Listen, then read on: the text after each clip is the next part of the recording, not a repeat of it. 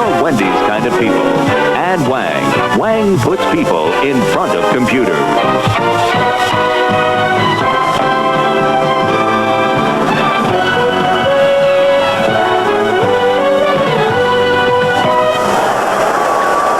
This was the scene. Rich Stadium, Buffalo, New York, 1 hour ago. A beautiful sunset, a large Canadian high moving into the western New York area. Temperature exactly right for football tonight in the middle 50s. This is a live shot as the Buffalo Bills faithful are rapidly filling Rich Stadium to watch them take on the Miami Dolphins tonight. There they are, the Dolphins off to a 2-0 in the early going of the season. The Buffalo Bills struggling. They are 0-2, but a large rivalry has been built up between these two teams. Hello again, everyone. I'm Frank Gifford, and I'll be working with O.J. Simpson tonight. He'll be watching his former team, the Buffalo Bills, where he set so many records right on this very carpet. But you know, when you get to thinking about the AFC East, you know if you're going to do anything at all, you have to beat the Miami Dolphins. And the Bills have been successful since the 80s. But prior to that, they had lost 20 straight games, and they have built up quite a rivalry because of that. Last year, they split, and tonight the Buffalo Bills hope they can get on the winning side with a win over Miami tonight. Miami, even though they're off to a 2-0 start, has a few problems. And just a short while ago, I had an opportunity to talk to Don Shula, and he spoke very candidly about one of them. Well, Don, you have to be pleased with the 2-0 start, but you have to be quite concerned now with the loss of Franklin about your running game. Well, we are. We're 2.7 average per try. I've got a lot of confidence in Woody Bennett, and I know he'll do a good job for me, but you're always afraid of somebody else getting hurt. So we're canvassing the league. I had a couple of people today making calls, checking with both conferences to see if there's somebody who might be available so that we can continue talking trade. Any names you'd like to share with us? No, I don't think so. Everything is confidential at the present time, but we're just going to continue to investigate. There are some free agents out there, too, that we've already had in and looked at, so the possibility of activating one of those. On the plus side, Joe Carter is healthy, and he should be ready to help us, our fine young rookie running back from Alabama. And Tony Nathan is ready to go. He's healthy, and we have Eddie Hill to back up Woody Bennett. So we have 4 healthy backs tonight. Any further interest in Chuck Muncie? No further interest in Chuck Muncie. He failed the physical, so he reverts back to San Diego. Head coach Don Shula, one of the greats ever to coach this game. And O.J., you can smile and laugh when you're 2-0. When you're 0-2, it's a different story. Your former team has got some problems. Yes, they do have a problem. There's a rule in the NFL that to win, you have to play good, strong defense, and you have to be able to run the ball. And thus far, the Bills haven't been able to do either. On defense, they have some secondary problems, and to compound that, they haven't gotten much of a pass rush. Consequently, they've gotten behind early in games, and they haven't been able to run the ball. As a matter of fact, last week they only had 8 running attempts, which is the lowest amount of attempts any team has ever had in the last 20 years in the NFL. But let's not forget, the last time these two teams met, Joe Ferguson had his best day as a pro. He threw for over 400 yards. He had 5 touchdown passes, and he did that coming off a Monday night game where the Bills got blown out. So I expect Joe he'll have to equal that if they're going to win here tonight, and I expect Joe to have a good night. Frank, let's get him going.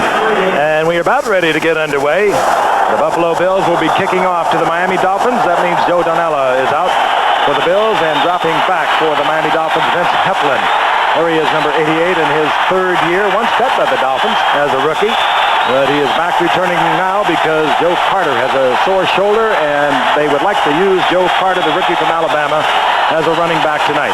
So he'll get a breather on the special teams. We're underway from Buffalo, the Bills and the Dolphins. And Vince Heflin right at the goal line. He'll bring it out. And not far to the 8-yard line. And already you get a feeling that this Buffalo Bill team is charged up. They love to play the Dolphins. They've had a bitter rivalry. As we look at head coach Don Shula sending everyone's rookie of the year into the lineup, Dan Marino, 2nd year out of Pittsburgh. In his first 2 games, a little over 67% completion, 7 touchdowns. He got 5 of them against Washington. As you can see, missing is Andre Franklin, out for the season with a knee problem.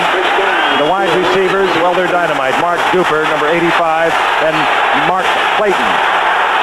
Set to go. First down and 10. Marino. The handoff, and what a violent collision as this Bills team is really fired up. That's Tony Nathan, who was dumped for a loss. Defensively, we'll see mostly a 3-4. They'll go to a 4-down front on the pass, and a secondary that has been decimated by injuries. Of course, they traded one of the better ones, Mario Clark out to the 49ers, but they lost two left cornerbacks last week, Rod Hill and Rod Bellinger. So over on the left side is Gary Thompson, a 2-year free agent. Tony Nathan, single setback. The second down and long 12. That's Jim Jensen in motion. And Marino is back. Has the time. Gets it to Jensen, who is rapidly becoming a cult hero down in the Miami area. He works out, trains for a little bit of everything. Wide receiver, quarterback, special teams. He even works out snapping on punts. So he is a very special player to the Miami Dolphins. He can do so many things. He comes up short of the first down, and it will be third and about 4.5, and that should leave Marino in a passing situation. However, he is deep in his own territory at the 15. But the third wide receiver is in for Miami. Jimmy Cephalo joining Mark Clayton and Mark Cooper. They'll move out of this set from the shotgun. The two backs check for the blitz, and then they're in the pattern, and over the middle, and it goes to Joe Rose, and he is the tight end they like to bring in and get the ball to. He is one of the better tight ends as a receiver. Shula uses 3 of them, and while none of them have tremendous statistics over the year, last year Shula's 3 tight ends caught 75 balls between them. And there he is, 4th winningest coach of all time in his 22nd season. Been to 5 Super Bowls, 4 with Miami, 1 with Baltimore, won a couple of them. Remember his great teams of the early 70s. Woody Bennett now, the single setback. He wears number 34. And Marino is back once again. As a man open, and it's Dan Johnson, the tight end, and Dan Johnson in the Buffalo territory, and already, O.J., they're working over that secondary.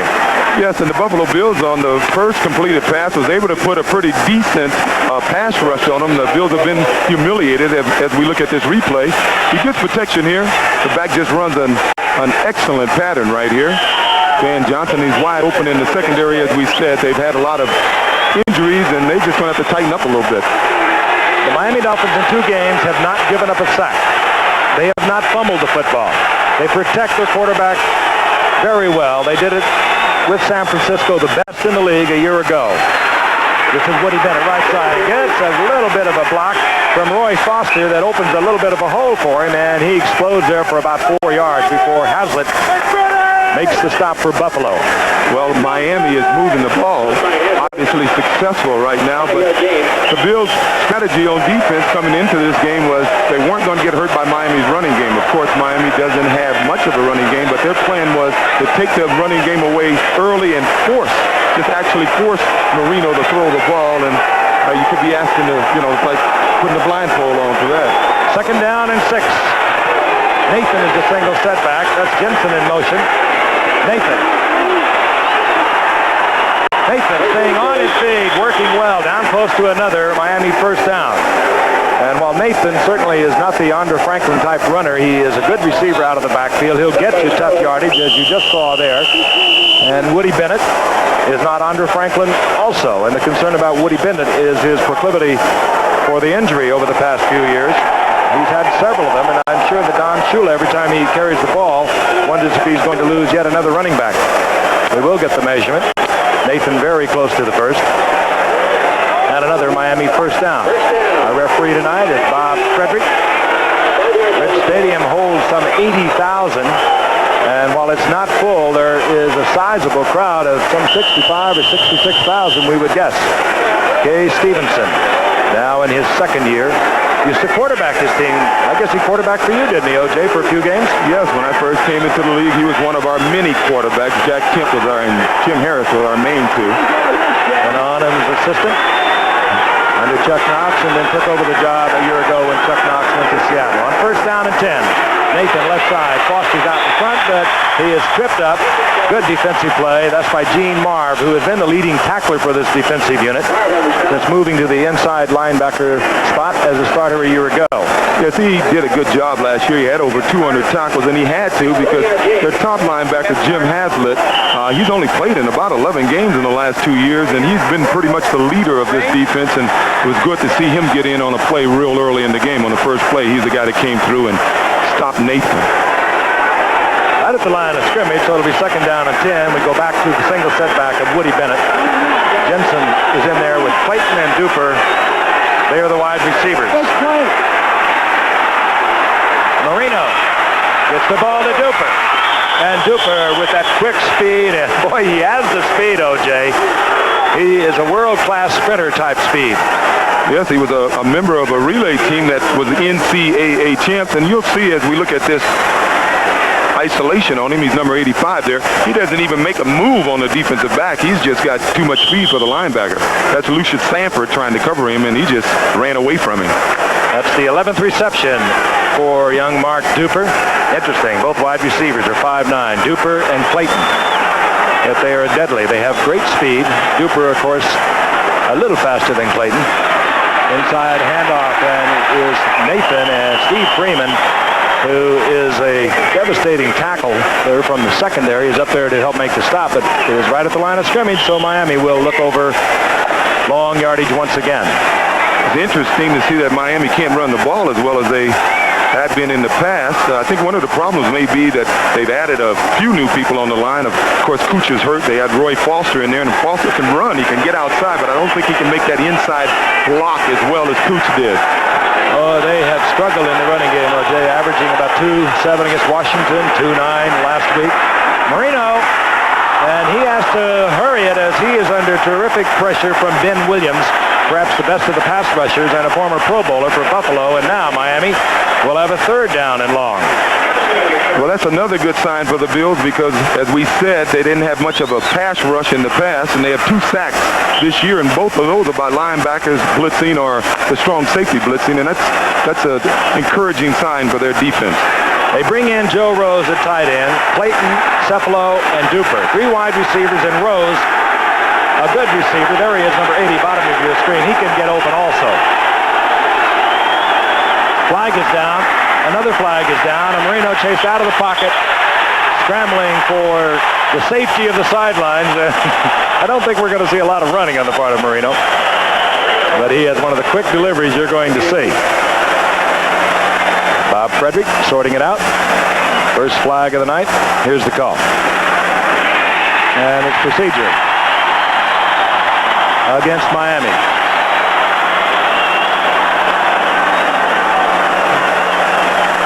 So the Dolphins. False start. Number 64 in the offense. Pro Bowler Ed Newman on the right side, moving a little quickly.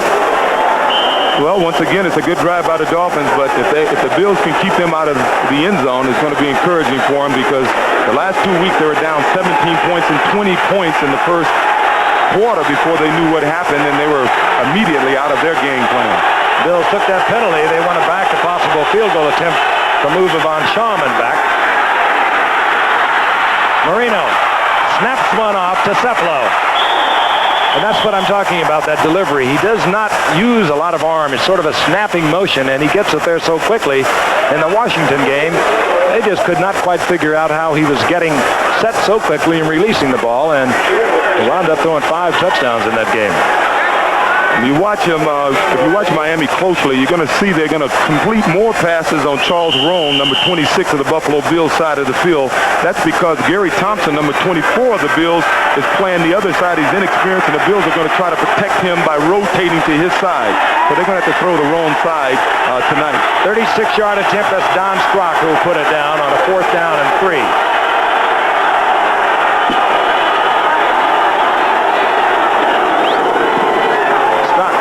It down. Von Schauman off to the right, and a more than 5-minute drive goes for nothing. And a little flare of tempers. Quick right hook, and things will calm down. Don Shula's team is not a demonstrative team. The fewest penalties over the last 8 seasons. That's remarkable. Last year, Buffalo was the most penalized team. We'll be right back. Buffalo has their first possession, their own 20-yard line. Joe Ferguson, who, even though the Bills are 0-2, has opened the season in good fashion, passing at almost 64%. And I'll tell you, they'll pass. They don't run it that often. This is Greg Bell, the rookie from Notre Dame. And let's take a look at the rest of the offense. But right now, we have a flag. We'll get this sorted out. We'll run down the Bills' offense for you. And they'll begin in a little deeper trouble. There is Joe Ferguson in his 12th year, and as we mentioned at the top of the show, a great game. Career best against Miami in their second meeting of the year ago. Principal thing is he threw 5 touchdown passes. The rookie, Greg Bell, out of Notre Dame. Booker Moore in there at setback. A lot of names that are missing. Offensive holding, number 72. Replay of the first down. Ken Jones holding a left tackle, but a lot of familiar names are missing. Principally Joe Cribbs, who has gone to the USFL. He was the leading rusher and receiver a year ago. Jerry Butler is gone perhaps for the season. Their gifted wide receiver with a knee. Frank Lewis, the veteran, has retired. Sherman White, a defensive end, not available to Buffalo. And as I mentioned earlier, they lost 2 cornerbacks last week. 2 left cornerbacks. Speedy Neal, a rookie from Miami, the single setback. Second, although the down remains the same, it's 1st and 20. Neal trying to pop one up the middle. He gets out over the 15 to about the 16-yard line. How do we know? Defensively, let's take a look at the team that gave up the fewest points a year ago, even though they gave up a lot of yards. You saw a quick look at the down 3. Bob Brzezinski, so tough against the run. They are missing A.J. Due. He had knee and shoulder surgery in the offseason. He could be back in a couple of weeks. Second down at about 14. Joe Ferguson looks it over. And his wide receivers are Preston Denard, recently acquired from the Rams, and Byron Franklin. But we watch Speedy Neal. Neal on the surge gets up to close to the original line of scrimmage, where it'll be 3rd down and 10. Well, the Bills would like to run the football. Obviously, when they got a holding penalty on 1st down, that didn't help their plans any. Speedy Neal, I'm surprised he's getting this much work early. He's a decent runner. He's 254 pounds, Frank. He's from Miami, and I didn't want to say the ball well. I thought it might have been a mistake, but he is. Well, he's 6'2", and he might be the biggest running back around. I don't know how Pete Johnson is coming along out there. San Diego. He's not the most polished runner. That's why I'm surprised he's running the ball on 1st and 2nd down. I thought he would be a short yardage guy. From the shotgun, Ferguson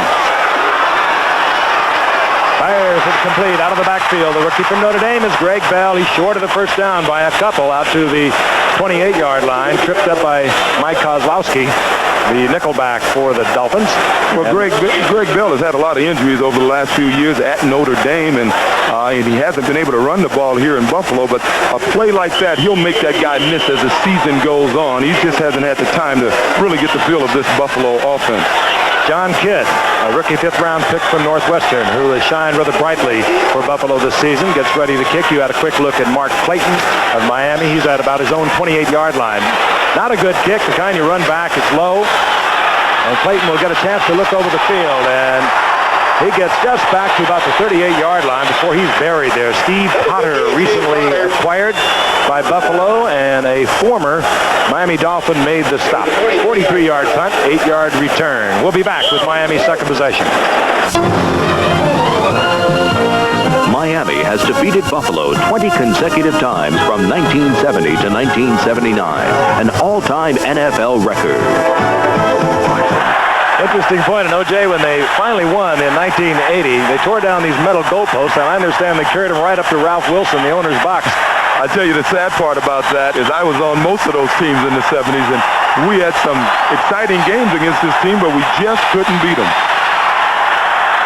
Miami's second possession. They drove the length of the field on their first drive, but missed on a 36-yard field goal attempt. They begin now from their own 38-yard line. Single setback is Nathan. Marino wide open is Dan Johnson. And Marino, with that quick snap, waited till Johnson uncovered the linebacker, and he was right there. 23-yard pickup, and thus far for Marino, it's been fairly easy pickings as Dan Johnson gets up slowly. Well, I think these Buffalo Bills linebackers are more geared to stopping the run. That's the early game plan defensively. They're not getting back into their passing zone responsibility soon enough. And on this case, I think Eugene Marv should have been a little more aware of where Johnson was. Unfortunately, he wasn't. And fortunately for the Dolphins, Johnson was in the right place. The first down is inside the 40-yard line of the Bills. But Woody Bennett in as setback now for Miami. Marino 6 for 7, 90 yards already. Bennett struggles for perhaps 2 yards. Heading down about to the 36-yard line before he's hit by Smirlis, the nose tackle, 4-time Pro Bowler, and Jim Haslett. Well, Woody Bennett is a good, tough runner, but he's not exceptionally quick. And I think on that run, it was a case of him not getting to the hole fast enough. He was a little slow getting there. But once again, this Miami team, who is a team that likes to position block up front, they have bigger guys up there now with Roy Foster, and I think they may be able to pull better, but I don't think they can do that position block as well as he could as Kuchenberg. Second down and 8. Marino got a man open, and he gets it to Clayton. These little guys on the outside can really give you fits as Clayton gets down inside the 15-yard line, and Marino chased out of the pocket, spotted Clayton, who came back to give him an angle, and picks up the first down deep in Buffalo territory. Well, you're seeing more of this in the league. These young backs, they're coming into the league. These receivers, they can do more than just catch the football.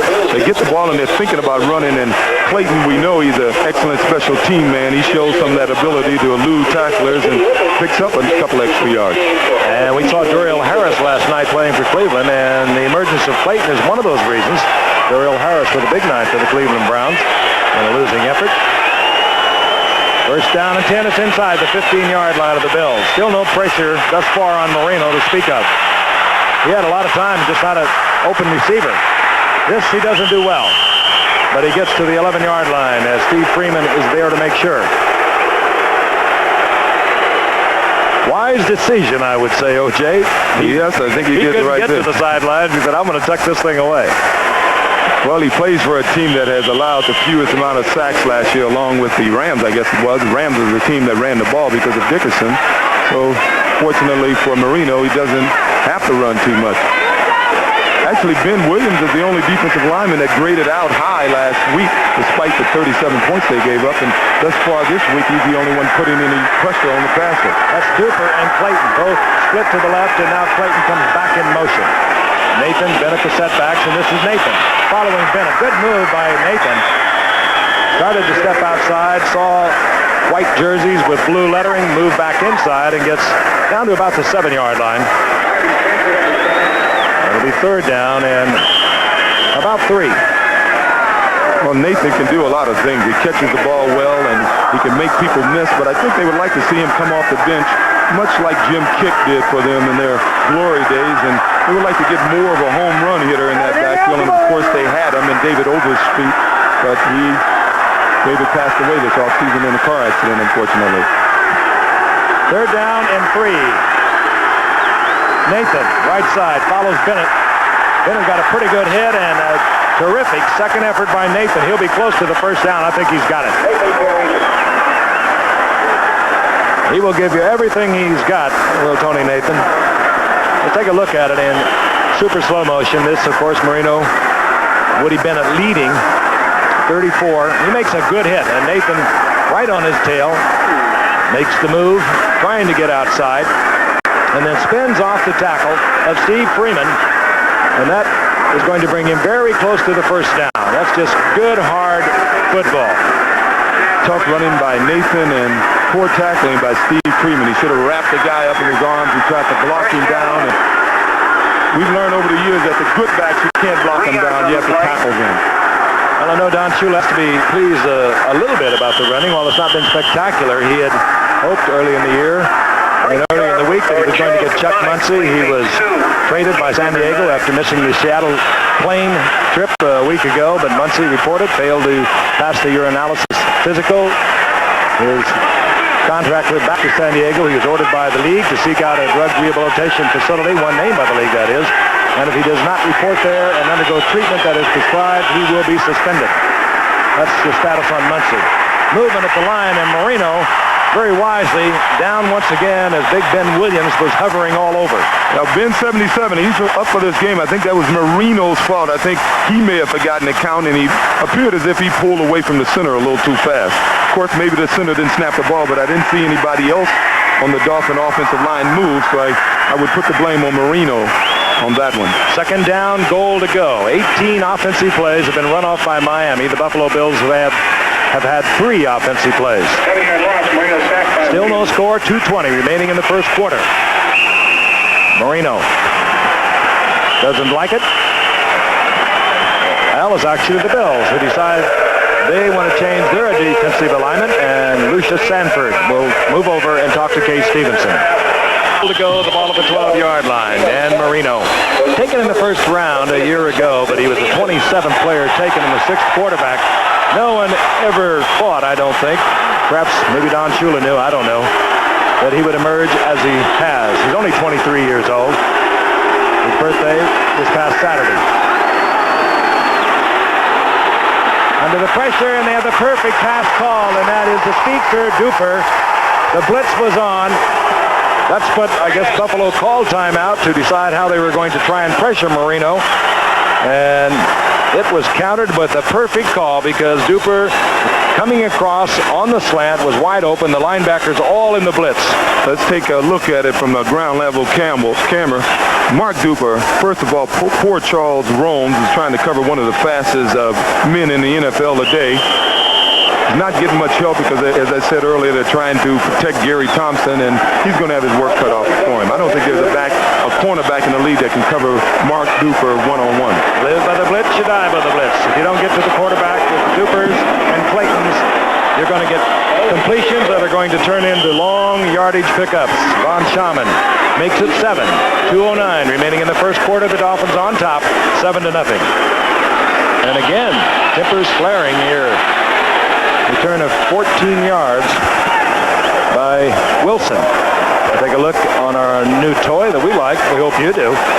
We're going to illustrate the scoring drive for you. The runs will appear in red, the passes in black, and that's exactly how Miami took it in.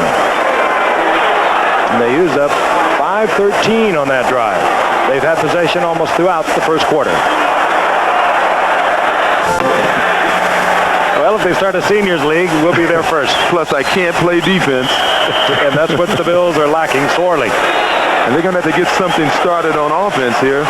I know they were trying to run the ball to eat up some of this clock, but I'm afraid tonight Joe is going to have to put the ball in the air. 1st and 10, the ball just over the Bills' 25-yard line.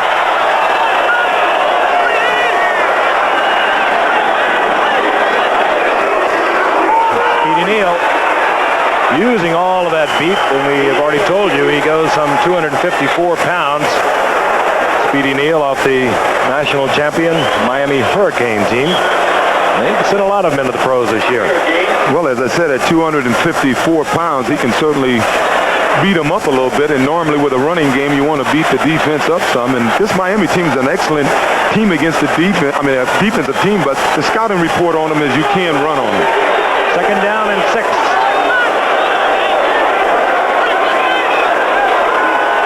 That's Van Williams joining Speedy Neal. Van Williams, number 23, but they come back with Speedy Neal, and he bowls out close to a first down, which will be dependent upon where they mark it, and I think they marked it just a little bit short. I want to remind you, CFA college football returning September the 29th, and it'll be a beauty. Notre Dame going against Missouri. You'll see it live at 3:30 Eastern Time from Faurot Field. Columbia, Missouri. CFA college football here on ABC.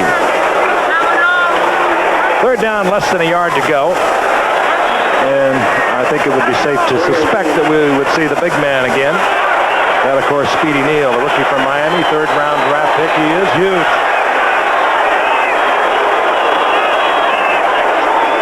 And this time it's Van Williams following Speedy Neal, much as Mike Pruitt did last night following the big man Johnny Davis.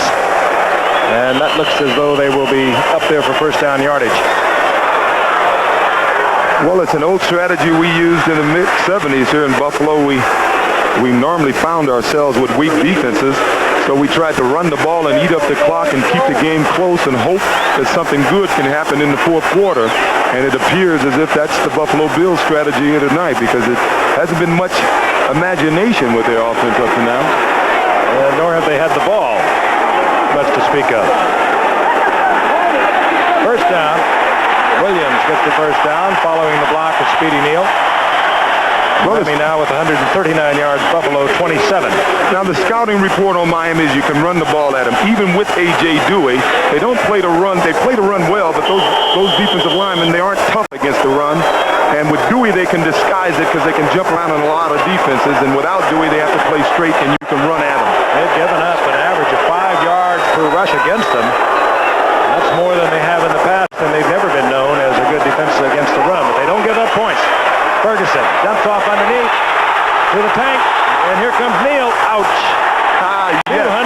264 pounds, just collided with Don McNeil as now Speedy Neal is providing a little offense for Buffalo.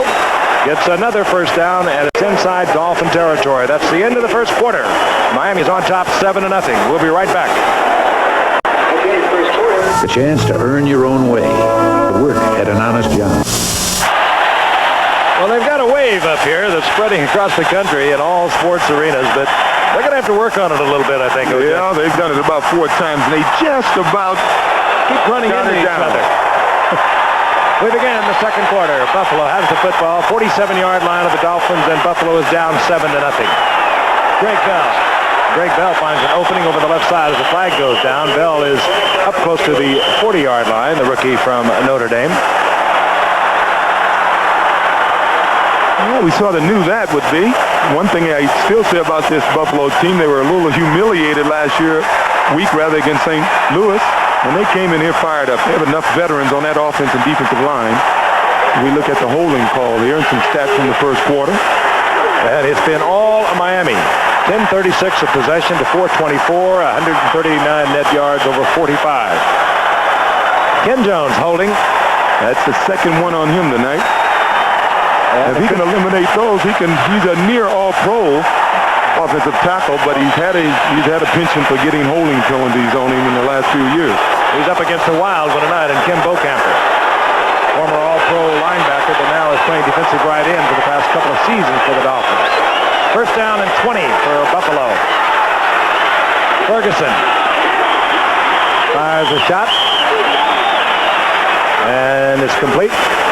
Preston Denard, who was with the Rams for so many years, 5 years, started there all of those years, traded during the off-season, and I think that, well, Johnny Robinson flat told us when we were out there for the Dallas game that he wanted more speed on the outside, so that'll tell you that Denard, while gifted with the moves, does not have that blazing speed that you're going to command respect from the cornerback with. Ferguson 3 of 3, 31 yards. There was a gain of about 6, so it's second down and 14. Ferguson again. Moving out of the pocket. Wide open field for Ferguson. And Ferguson pays for it inside the 40-yard line, short of the first down.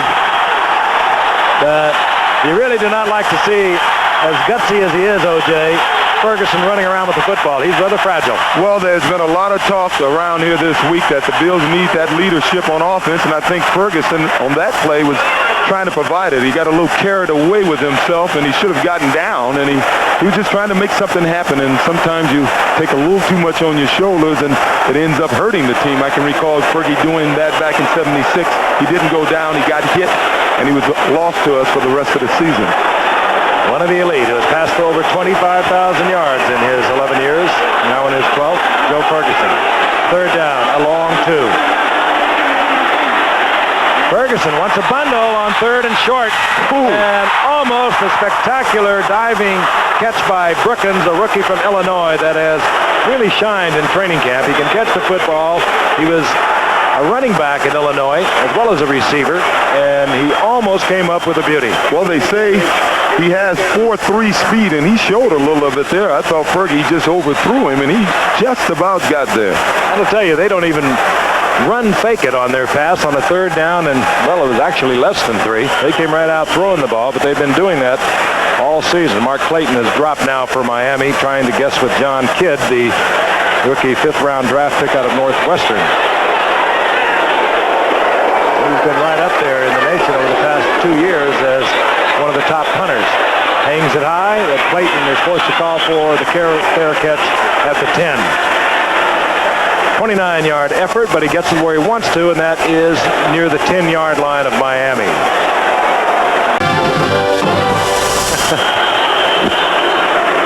Oh, I wonder who I'd select for vice president. They're just chanting juice, juice, juice here a short while ago. They still love you up here, O.J. We had some good times up here. All good times. In this stadium. First down and 10, Miami. They lead 7-0 with 13:04 remaining in the half. The ball near their 11-yard line. Bennett, right side, gets a block out front from Foster. And Marv is there, as he has been throughout the past season and through the first 2 games. Perhaps the best of the defensive linebacking core of Buffalo. Well, you know, Miami was talking that they may have been tipping some of their runs, and I think that could be the case because the Bills seem to have them diagnosed even before they snap the ball. They're going in the right direction, and there's just no excuse for a team with this offensive line not to be able to run the ball better than they're running it. Mr. Everything is in the lineup, number 11, Jim Jensen. He's had 6 receptions already in this season, so he's not out there for window dressing, number 11. On 2nd and long. Oh, and it was Clayton who was looking for a spot in the zone, took his eyes off the ball, and by the time he got turned around, it was through his hands. Well, the Bills are a little shook because both Clayton and Duper were wide open on that play. They lined them both up on the same side of the line of scrimmage. Duper was outside. He went 10 yards and just stopped, and the defensive backs kept falling off him, and he could have picked his man. Of course, he picked the right guy, but Clayton just didn't catch the ball. 3rd down and long, 3rd down and 9. Marino with Clayton, Jensen, Duper, and Joe Rose, the receiving tight end. Marino nailed in the end zone. He just had to get rid of it. And Cephalo was working underneath. But Marino very wisely dumped it off. That would have been a 2-pointer. The youngster at 23 years old has a great presence. He knew right where he was. And we will now see one of the phenoms in sports, Reggie Roby, the punter for Miami. And when he hits it, he really pops it. So often he doesn't have a chance to kick away as he will now, moving from his own end zone. Don Wilson has dropped for Buffalo, and with a lot of respect, Roby is in his own end zone, and Wilson is at his own 44-yard line. Well, we've seen him kick. If he didn't have to worry about coverage, I think he can kick that ball out there 50, 55 yards, but he tries to get it. High snap that Roby had to go high for and come down, gets off a high kick. That's taken at the 45-yard line of Miami. Roby with a high snap was unable to get the 2 steps he needed. He had to hurry it, and he gets off a poor kick, and Buffalo will have good field position. And again, tempers flaring. 34-yard punt. Very uncharacteristic of Reggie Roby, but the high snap made him hurry the punt. We'll be back. And a half, Miami on top of Buffalo 7-0. The Miami Dolphins 2-0 on the season. They have defeated Washington and they beat New England. Buffalo 0-2. They lost to New England. And they were beaten 37-7 by St. Louis. 1st down and 10, the Bills at the 42-yard line, and the big man gets the call again, Speedy Neal. The big fullback over the left side, and it looks as though the strategy of Buffalo, you were right, they're going to send Neal right up the middle until they stop him. Well, as I said, you can run at this team. The only problem is Marino has been so successful in getting this team out in front that most teams don't have the luxury to try to run at him. They're trying to catch up, so they must throw the ball. And that's why those stats are so deceiving. 6 yards for Neal. 2nd down and 4. This is Van Williams. Williams looks to the outside. Not much doing there, but he picks up a couple close to the 35-yard line, where it will be 3rd down and 2. Bowser over in the right side, defensively there for Miami. Well, I must question a little of Kay Stevenson's strategy here. When you drafted a kid like Greg Bell, number 1, a kid who's been hurt, he hasn't played much in the preseason, he hasn't had the opportunity to run the ball much this year because they've been behind. I think you got to let this kid play. You got to keep him in the game. You can't rotate him.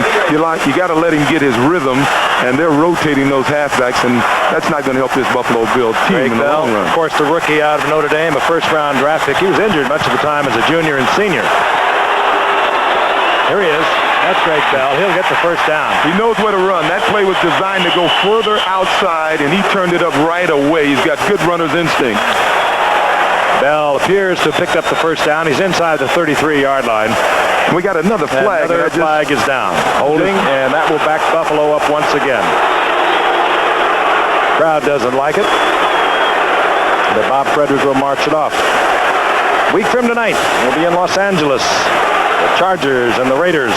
Chargers, big win yesterday over Houston, and of course the Raiders coming back. Kansas City, very tough, but Plunkett was able to pull them out. All 3 of us will be there. Don taking an evening off tonight. enjoying the Museum of Natural History down in New York and other spots along the Columbus Avenue area.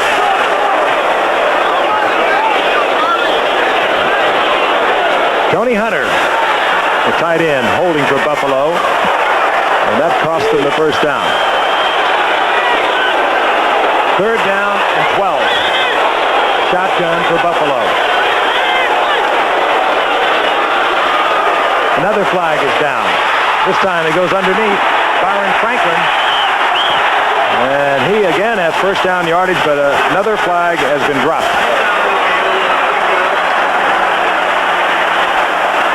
And we get a quick indication by the Bills that is going to work against Miami. So Buffalo will get their first down. That was Byron Franklin's first reception. Franklin, who missed all of 82 with back surgery. Here's the call. Defense, number 73 was offside, and the penalty will be refused. First down. Franklin missed all of that 82 season and came back last year with 30 receptions. That was Baumauer. I tell you about Franklin. He opened this season up with 10 receptions against New England, and in the big game against Miami last year in the shootout, he had 2 touchdown receptions. First and 10 Buffalo. They're down by 7. The big man, Speedy Neal, over the left side. And not much happening over there this time. They seem to like to work Neal over in the left side. That's where Mark Brown is filling in for an ailing A.J. Due. And Kim Bokamper. They're located over on that side. And, of course, Doug Betters, one of the better, if not one of the best tight ends, or other defensive ends in football, is over on the left side for Miami. Well, once again, the Bills are trying to keep that explosive Miami offense off the field and at the same time eat up some of the clock, but I'm surprised that they're not giving the ball to their halfbacks on higher percentage runs than just the fullback going up the middle. Second down and 9. Greg Bell, the rookie speedster, is in there.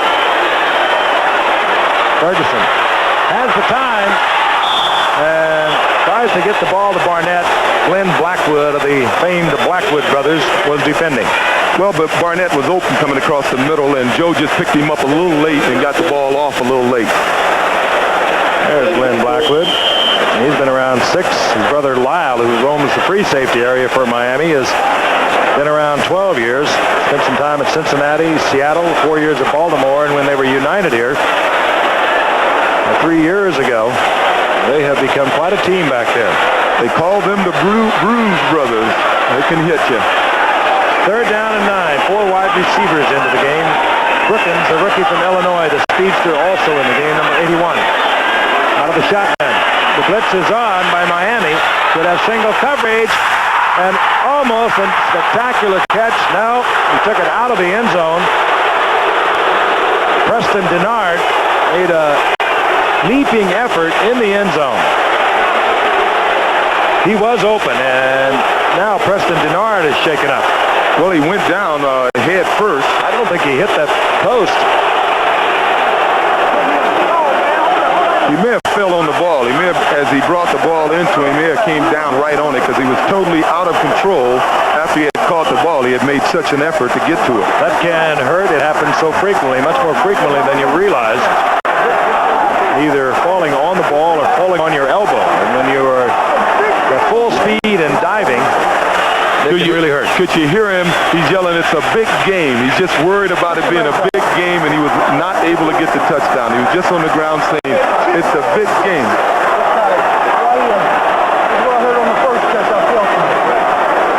He's talking about his right side, the ribs. Let's look at it again. Now. Spectacular effort. Catches the ball, and one foot is in. Woo! And he doesn't get the other foot down. Well, it seemed like his knee came down because both your feet have to touch. Why, when you're not in the end zone, you can just lean over and have no feet in? You can catch the ball with one foot in, and when that foot was down, it looked like the ball was in the end zone. I think he came down on the ball and he hurt a rib. He's up. He had mentioned, I think you heard him say to one of the trainers that he had hurt it on the first catch. Now you see it from the reverse angle, and there's no question he did not have both feet in bounds. I may be prejudiced, but that should be a touchdown. Well, his arm came out. One foot was in, but he was cleanly in bounds. The rule is second foot 2 did feet not in come bounds. down. And Denard, I guess I'm cheering a little up here. I think they wanted him to go inside, and that's what he was complaining about. He said this is a big game, but they want to have a look at him quickly inside, and we'll get a report as quickly as we can. Meanwhile, it is fourth down. Joe Danella has come on, the place kicker. And he's 1 of 3 attempts, and this time it'll be an attempt of 47 yards. Now we have an official who has blown the clock dead. What they're doing with Denard, they now have X-ray machines in every stadium, and they're just going in to take an X-ray to be safe.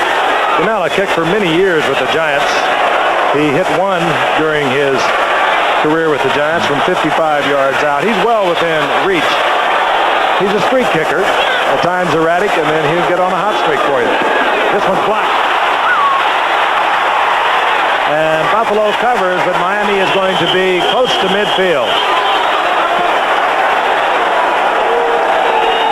So Miami will get the ball back with 9:24, leading 7-0, and they'll have it near their own 47-yard line. Well, let's take a look on the far right. I think that's Don McNeil comes in. No, he actually is blocked from the center of the line. It happens so often when a kicker tries to overextend. They try to reach for distance. They don't get the height that they should, and you get a lot of long field goal attempts blocked, and that's what happened there. We'll be back. Hello. The Bills and the Dolphins. And we're going to be taking a look at a very interesting profile of this youngster, Dan Marino, at halftime, and also bring you highlights that you did not have an opportunity to see last night in our telecast of the Cleveland game. First down and 10. Marino goes right to the air. Gets back in the pocket and fires a shot and gets the completion. Out of the backfield, Tony Nathan. Close to a first down, maybe just a little short. And I'll tell you, Dan Marino has all of the qualities you expect to find in a quarterback that's been around for so long. He's very cool.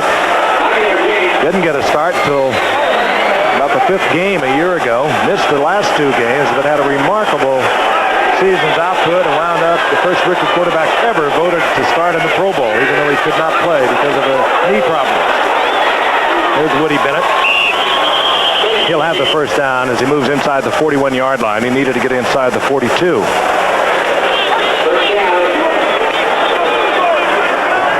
Bills coming off an 8-8 season, and of course Miami off a 12-4 season. They got into the playoffs and lost to Seattle. Woody Bennett is the man who Shula hopefully is going to find that will take up the slack for the loss of Andre Franklin. Of course, we mentioned that David Overstreet tragically killed in an automobile accident in June, and the Dolphins are all wearing black number 20s on their helmets in memory of David Overstreet.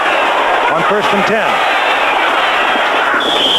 Quickly out in the flat to Duper, and Duper works his way inside the 35-yard line. A gain of 6. It'll be 2nd and 4. And Baumauer, who just went high in the air. He is really big for a nose tackle. I said that last night, but he stands 6'5", and you don't get many nose tackles that tall, but I worked with him in the Superstars a few years ago, and he is a tremendous athlete. He's not just a big, strong man. He can do a lot of things. 2nd down and 4, 35-yard line. Miami on top, 7-0. Inside 8 minutes remaining in the first half. Bennett.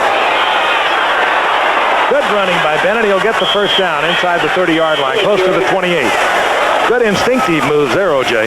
Yes, it was, but I tell you that you saw why Dwight Stevenson may be the best center in the game today. He snapped that ball, and he was on Fred Smerlis, who I think is the best nose man in the game today. He was on him so quick, the back was able to pick whichever side he wanted to go. We have an injured player on the field, and we can't have Romes. If we lose another cornerback for the Bills, they are going to be in much deeper trouble than they're already in. They're already hurting in the secondary, and now perhaps their best defender, Charles Romes, is on the carpet. The first half, Miami on the move once again. They blocked the field goal attempt to 47 yards, and they have a first down now at the 28-yard line. Marco Tung, a second-year man out of Bowie State, has replaced Charles Romes at the right cornerback for Buffalo, and it should not be long before he's tested.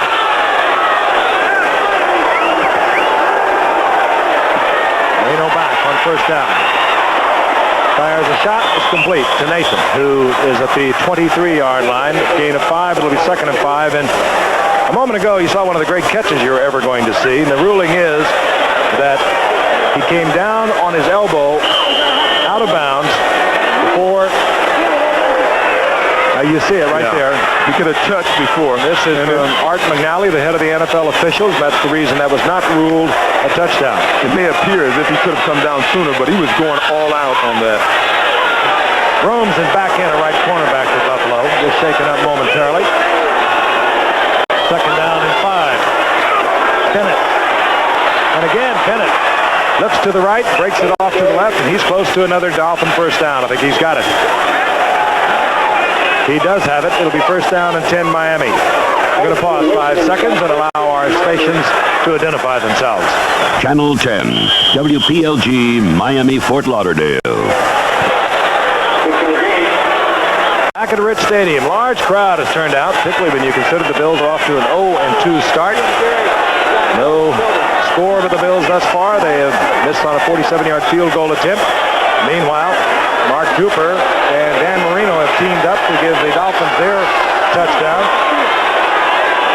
from 11 yards out, and the Dolphins lead 7-0. On 1st and 10, Marino back again, looking for Cooper, and this time it's deflected, batted away. Big number 76, Fred Smirlis, a nose tackle, had slithered out to the left, got a big paw up there, incomplete. It's a good thing he did because Duper was wide open coming across the middle again. Big Fred Smirlis, I think most scouts and most coaches around the league will agree that he's the finest nose tackle playing the game today. And he might be up against the finest center. As you mentioned earlier, Dwight Stevenson. It's an interesting battle that's going on in there right now. 2nd down and 10. We understand that they are x-raying the ribs of Preston Denard. We will let you know as soon as we know something. Flags are down, 2nd down and 10, and Marino tried to zip one into Dan Johnson, incomplete. But again, a flag down at the line of scrimmage.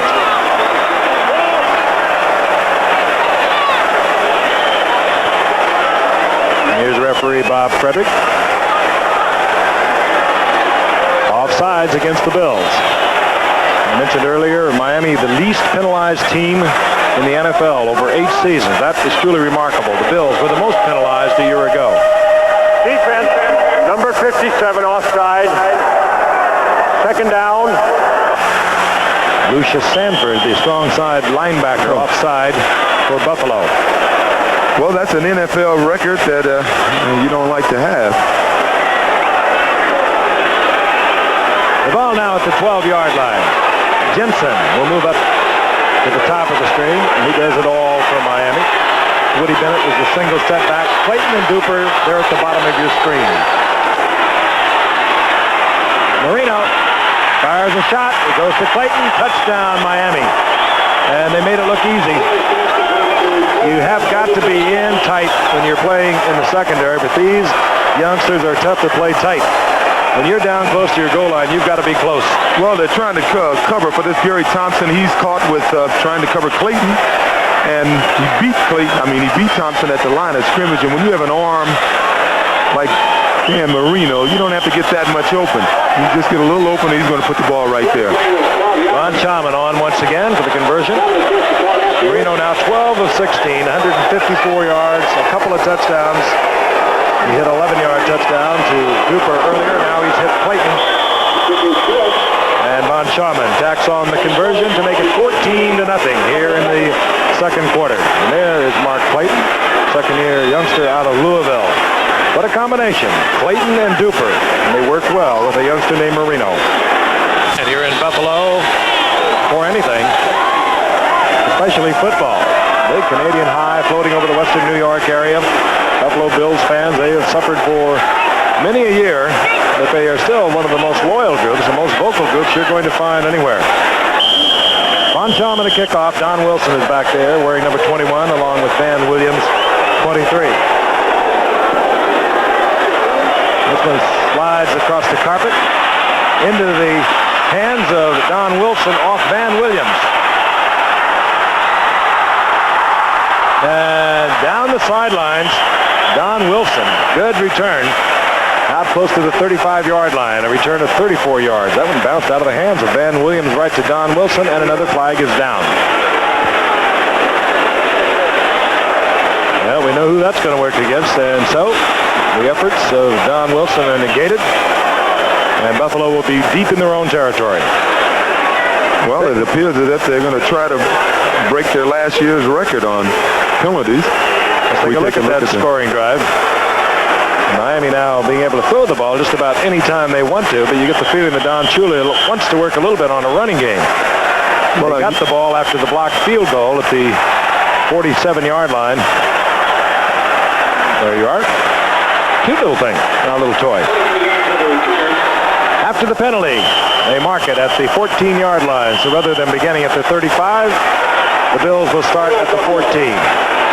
And now Buffalo wants timeout. They've used one already. So a team that is struggling, and this is a pretty good indication, 2 wasted timeouts. Dan Fouts in San Diego take on running great Marcus Allen and the 83 Super Bowl champion Raiders next Monday night on ABC Sports.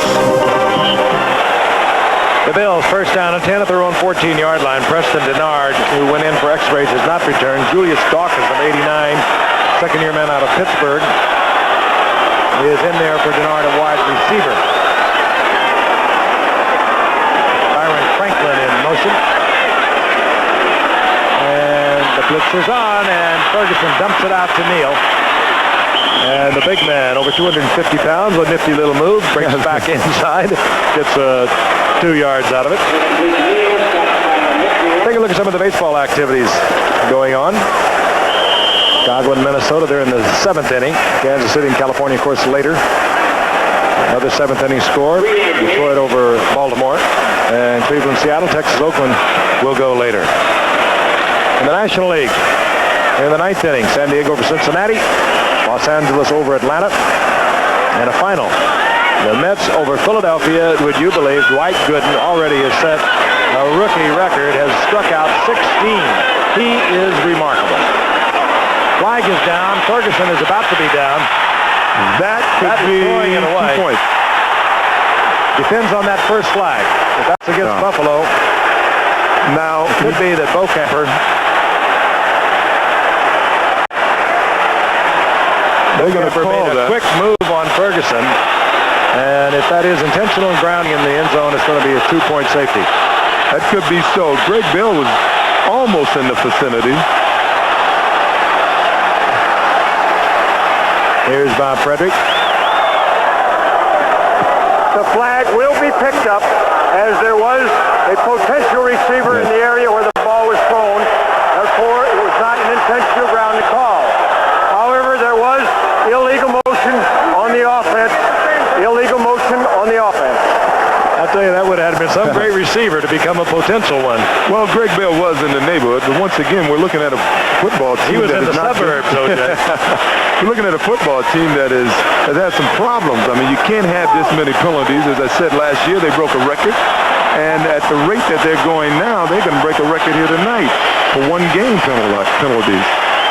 I understand I said that the Mets won. They actually lost 2-1, but when I heard that Gooden had 16 strikeouts, this youngster, 19 years old for the Mets, has really turned the city of New York on. All of baseball. He just is truly remarkable. Now it's being explained to Don Shula, who I think saw it as intentional grounding.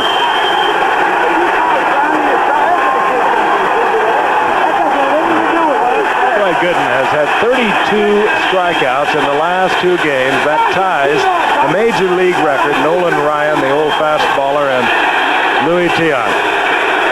That's pretty rapid company when you're 19 years old. He handles it so beautifully. 3rd down and 7. On the shotgun, the Bills. Again, pressure and working underneath to Van Williams. Open field. Van Williams steps out of bounds at the 48-yard line, but Ferguson, very calm, very cool. He was under tremendous pressure. He waited until Van Williams uncovered. The blitz was on, and Williams was wide open. We'll see once again. Fergie didn't have much time, but a little delayed pattern by Williams. He blocked his man. He snuck out of the backfield, and he does a good job of getting the ball upfield once he got a little room. Sort of got out of bounds a little easy there. As a youngster that spent his rookie year back in '82 on the injured reserve, didn't do much last year, but has given the Bills a big first down out close to midfield. Franklin is in motion. Neal booming up to midfield. Gain of a couple. It'll bring up second down and 8.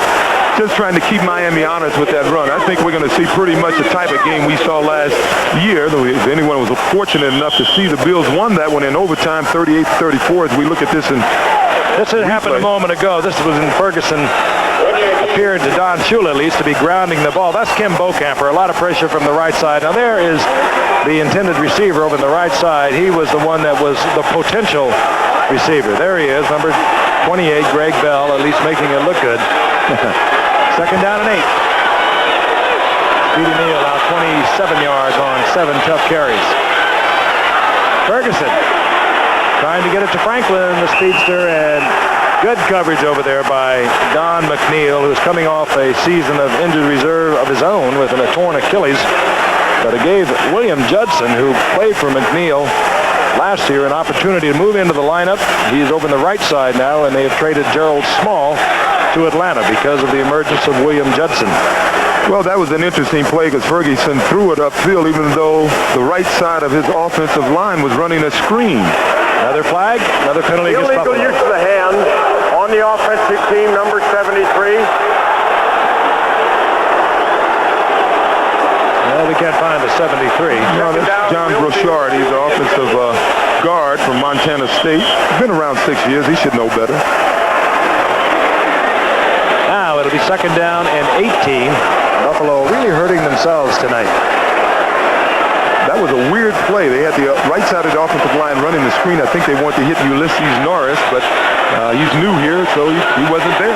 Goes to it downfield. 3:03 remaining in the first half. Miami on top, 14-0. 2 Marino touchdown passes in and out of the hands of Greg Bell.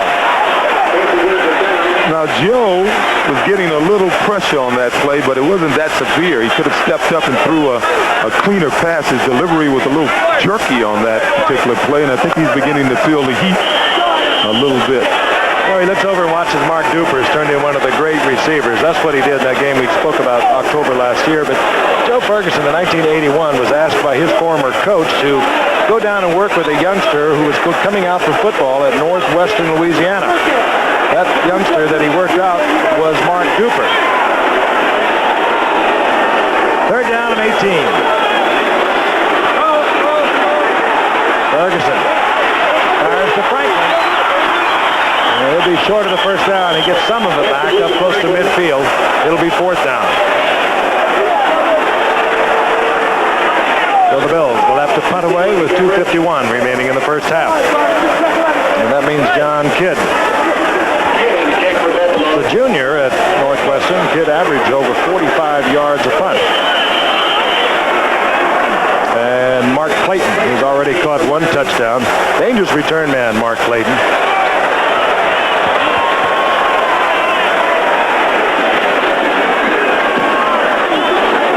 Another short kick. Takes a Buffalo bounce, however, down close to the 12-yard line. So Miami will begin. First down and 10 as scuffling breaks out once again. Miami will begin at their own 12-yard line. We'll be back in Buffalo after this from the National Football League. And the Miami Dolphins on top 14-0. A pair of Marino touchdown passes. One 11 yards to Mark Duper. The other one 12 yards to Mark Clayton. And with those 2 touchdown passes, Marino once again the NFL leader with 9 touchdown passes over the Giants' Phil Simms, who has 8. Bennett just moving behind Dwight Stevenson, Foster, and Newman out to about the 15-yard line. Gain of about 3.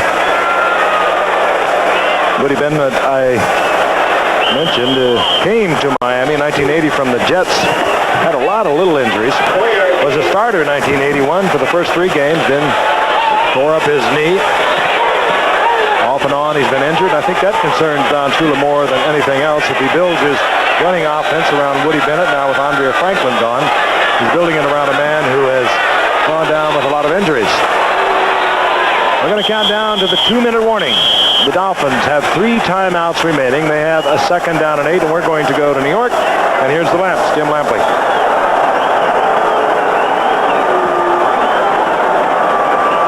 As you know, the New York Giants had been as faultless as, well, Frank Gifford in their first 2 ball games. But yesterday they got their comeuppance at RFK Stadium, though for a while it appeared that the Giants' magic spell would continue. This Phil Simms touchdown pass to the free agent rookie out of Kansas, Bobby Johnson, made it 14-13 New York midway the 3rd quarter.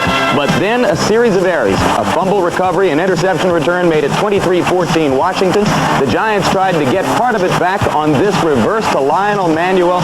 He was sandwiched by Dave Butts and Tony McGee, and then Curtis Jordan, first start in place of the injured Mark Murphy, picked the ball up, went 29 yards for the touchdown that sealed a 30-14 Washington victory. Back to the gift. Don Shula talking it over with Dan Marino. I mentioned that Marino is 23 years old this past Saturday, and should by some chance the Dolphins get to the Super Bowl, Marino will be the youngest quarterback ever to, if he is quarterbacking Miami, and you'd have to presume that he would be, he'll be the youngest ever to quarterback a Super Team, Super Bowl team, replacing David Woodley, who was 24 2 years ago, and coached for the same man, Don Shula. 2 minutes remaining in the half. I'll remind you, we'll have an interesting profile of Dan Marino at halftime. The ball just over Miami's 15-yard line. Dan's learning quickly. When the flags fly, there's movement, he gets out of there.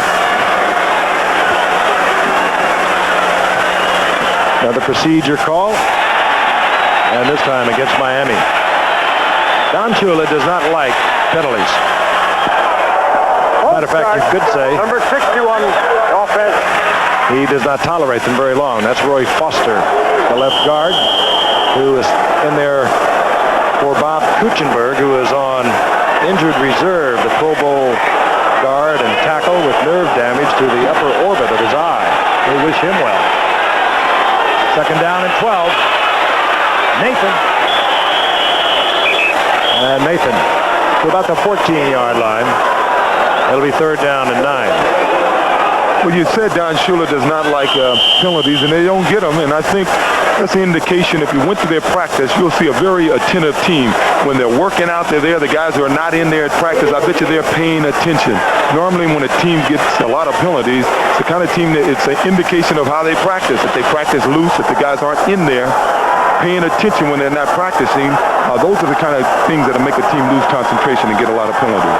3rd down and long. The ball is loose. And it looks as though Buffalo is covered. I think Marco Tung was on it. No, it's Steve Freeman, and Buffalo has 1:16 on the clock. And remember, they have used 2 timeouts. They wasted one on defense in the first quarter. They used one a few minutes ago when Joe Ferguson either did not like the player or the personnel, so they're down to 1. And let's take a look at it again. Tony Nathan is the one who coughs it up. I don't think he ever had control of it. He's bobbling the ball right at the exchange. Well, you know that shoulder pads that the players wear, it comes about midway in their sternum, and I think the handoff was a little too high. He gave the ball, it bounced right off the shoulder pads, and he never had control of it. Great opportunity now for the Buffalo Bills, and that is the first fumble that Miami has given up. Keep in mind they have given up no sacks. That's the first fumble that they have had. Ferguson under pressure. Flag is down. A man wide open. Getting into the end zone or inside the 5 is Buster Barnett, but there is a flag down. That's the tight end, Buster Barnett. And obviously, from the roar of the crowd, it's going to work against Miami. Did you see the linemen? All the linemen were pointing this against Miami, or they were trying to tell the coach, it wasn't me, coach, it's them. They're getting a little paranoid up front there in Buffalo. Defensive holding, number 55, and it will outside linebacker, first down, goal to go. There is 1 minute and 8 seconds. The ball is at the 4-yard line. Buffalo's got to be with happy. one timeout. They got a chance to get back in this ball game. They played a very good first half. They had a chance to score twice. They have Mitchell Brookins open. He couldn't hold, he was overthrown, and of course, we saw what happened to Preston Denard in the end zone. They've really played an excellent game considering they're playing against one of the finest teams in football, and they're a team with a lot of problems, the Buffalo Bills. They have hurt themselves many times with the penalty. There goes the last timeout. That's called their Kind of third confusing. and final team timeout I'll tell you, for this half. I have a hard time comprehending that. Buffalo now with no timeouts. Nevertheless, they have a first down, goal to go at the 4. Reminder, ABC's Wide World of Sports, Saturday, September the 22nd, 5 o'clock Eastern. The WBA World Welterweight Championship. That, of course, matches undefeated Donald Curry making his 4th title defense against top contender Nino LaRocca. And you'll see it live from Monte Carlo. Plus, cycling once again. And it, again, has become so popular since the Olympics. Bicycling everywhere. And you're going to see the World Road Cycling Championship from Barcelona, Spain. Wide World of Sports, Saturday, September the 22nd. We said this team has used up their timeouts, and there's Ferguson talking to Coach Stevenson. You know, Stevenson has taken a relaxed approach this year. He says he wants the team to feel relaxed, and he's taken that approach in practice, and I think it's hurt this team. I think it's time for him to get a little tougher and start stressing a little more discipline, because this team is a team that's in a little disarray. Inside now, the 5-yard line. Joe Ferguson, a veteran quarterback, he knows what it's about out there. Even without timeouts, they're not going to feature the run. They might try it once with Speedy Neal, but they'll have a couple of plays called, and he's going to be putting it in the end zone in the air. He's 8 of 13, 108 yards on the night. Van Williams, left side. You'll see a hurry-up offense as we now watch the clock tick inside the final minute. Well, Hauser defensively there with Kozlowski, and they have not called 2 plays. I tell you, a lot of time disappear. They like to run. If they're at their timeouts, they can run. But Miami, even though they were rated 7th overall defensively, they're first in not giving up points. So they're tough when they get close to the goal line. They're showing short yardage run formation, but it's a fake play action. And Ferguson, no timeouts, remember. At the 17-yard line, Doug Betters, who was the 3rd leading sacker in the league a year ago behind Gastineau and Fred Dean, makes the sack for Miami. They'll start the clock as soon as the teams get in alignment. I tell you, this is terrible. This is horrible. They don't know who should be on the field. They'll get 1 play off here. They have a chance to get 2 plays, but they've blown that already. 3rd and goal at the 16-yard line.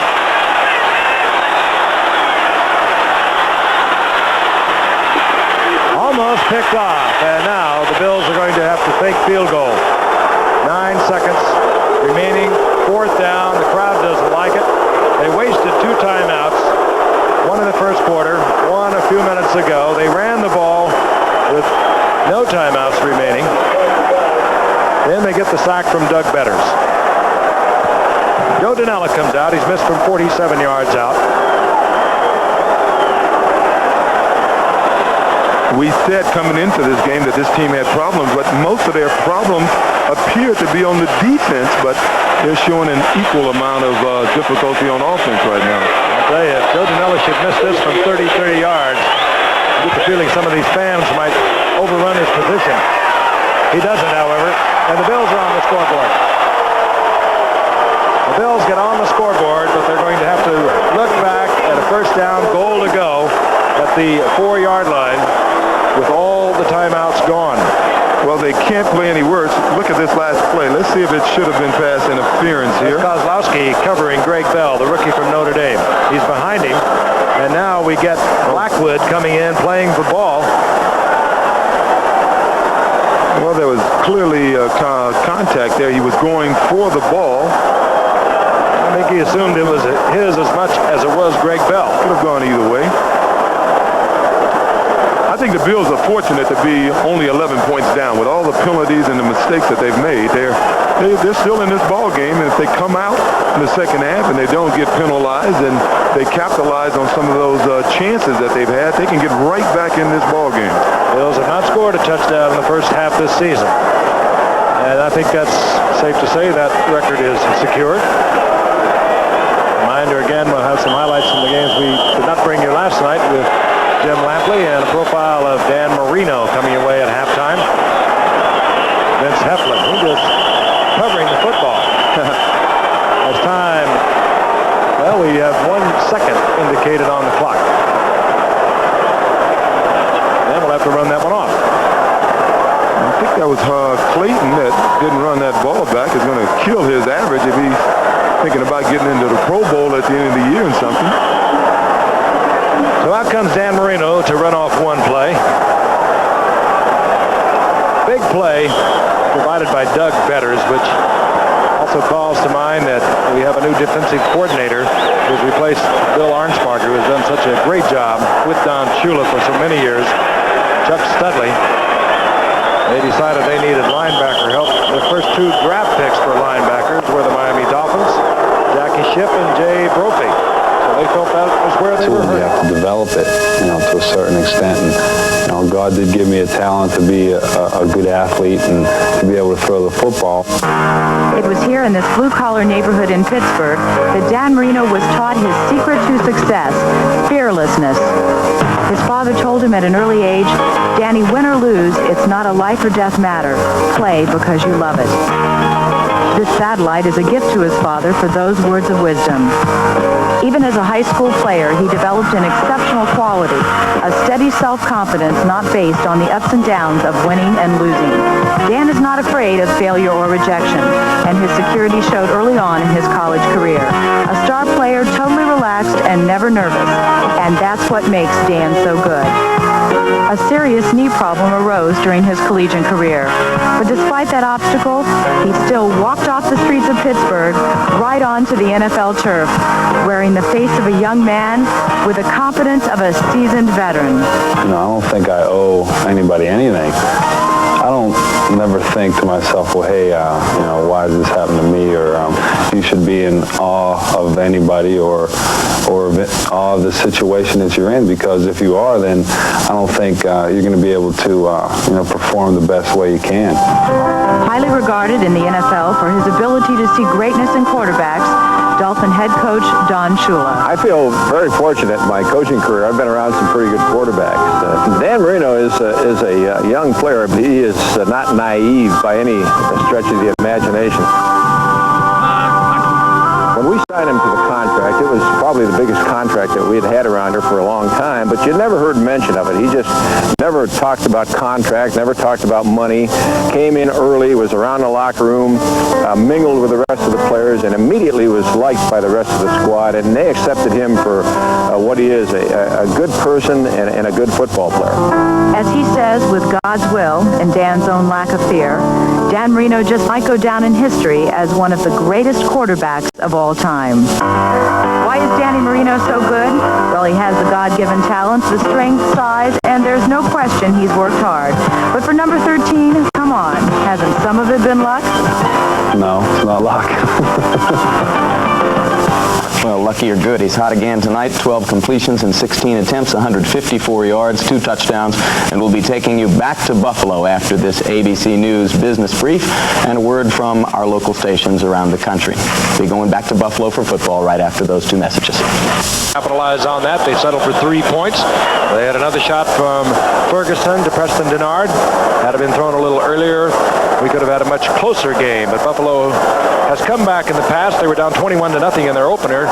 They came back with 17 unanswered points.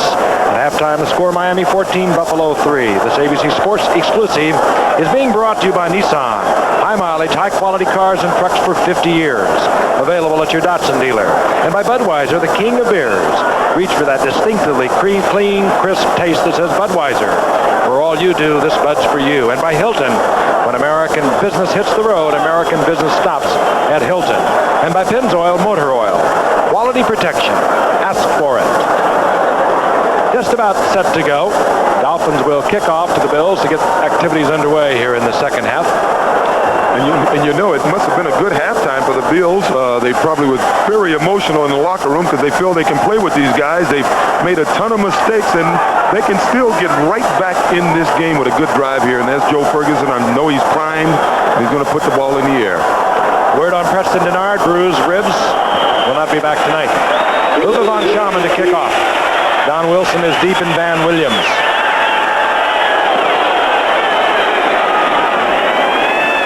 Here is Van Williams. And Williams out over the 15, close to the 18-yard line. The Bills also are troubled with Tony Hunter, their fine tight end, leading receiver of a year ago. And he will not be coming back because of a back spasm, we are told. And those are stats of the first quarter, and we'll dissolve those. As you can see, that one pretty much dominated Miami in terms of time of possession. It came a little closer towards the end of the second half. The yardage differential lessened somewhat, and as I mentioned earlier, the Bills had a couple of opportunities, but they had to settle for 3 points when they had a first down and goal to go at the 4. First and 10 Buffalo. They're at their own 18-yard line. Speedy Neal, single setback, and this time pressure on Ferguson.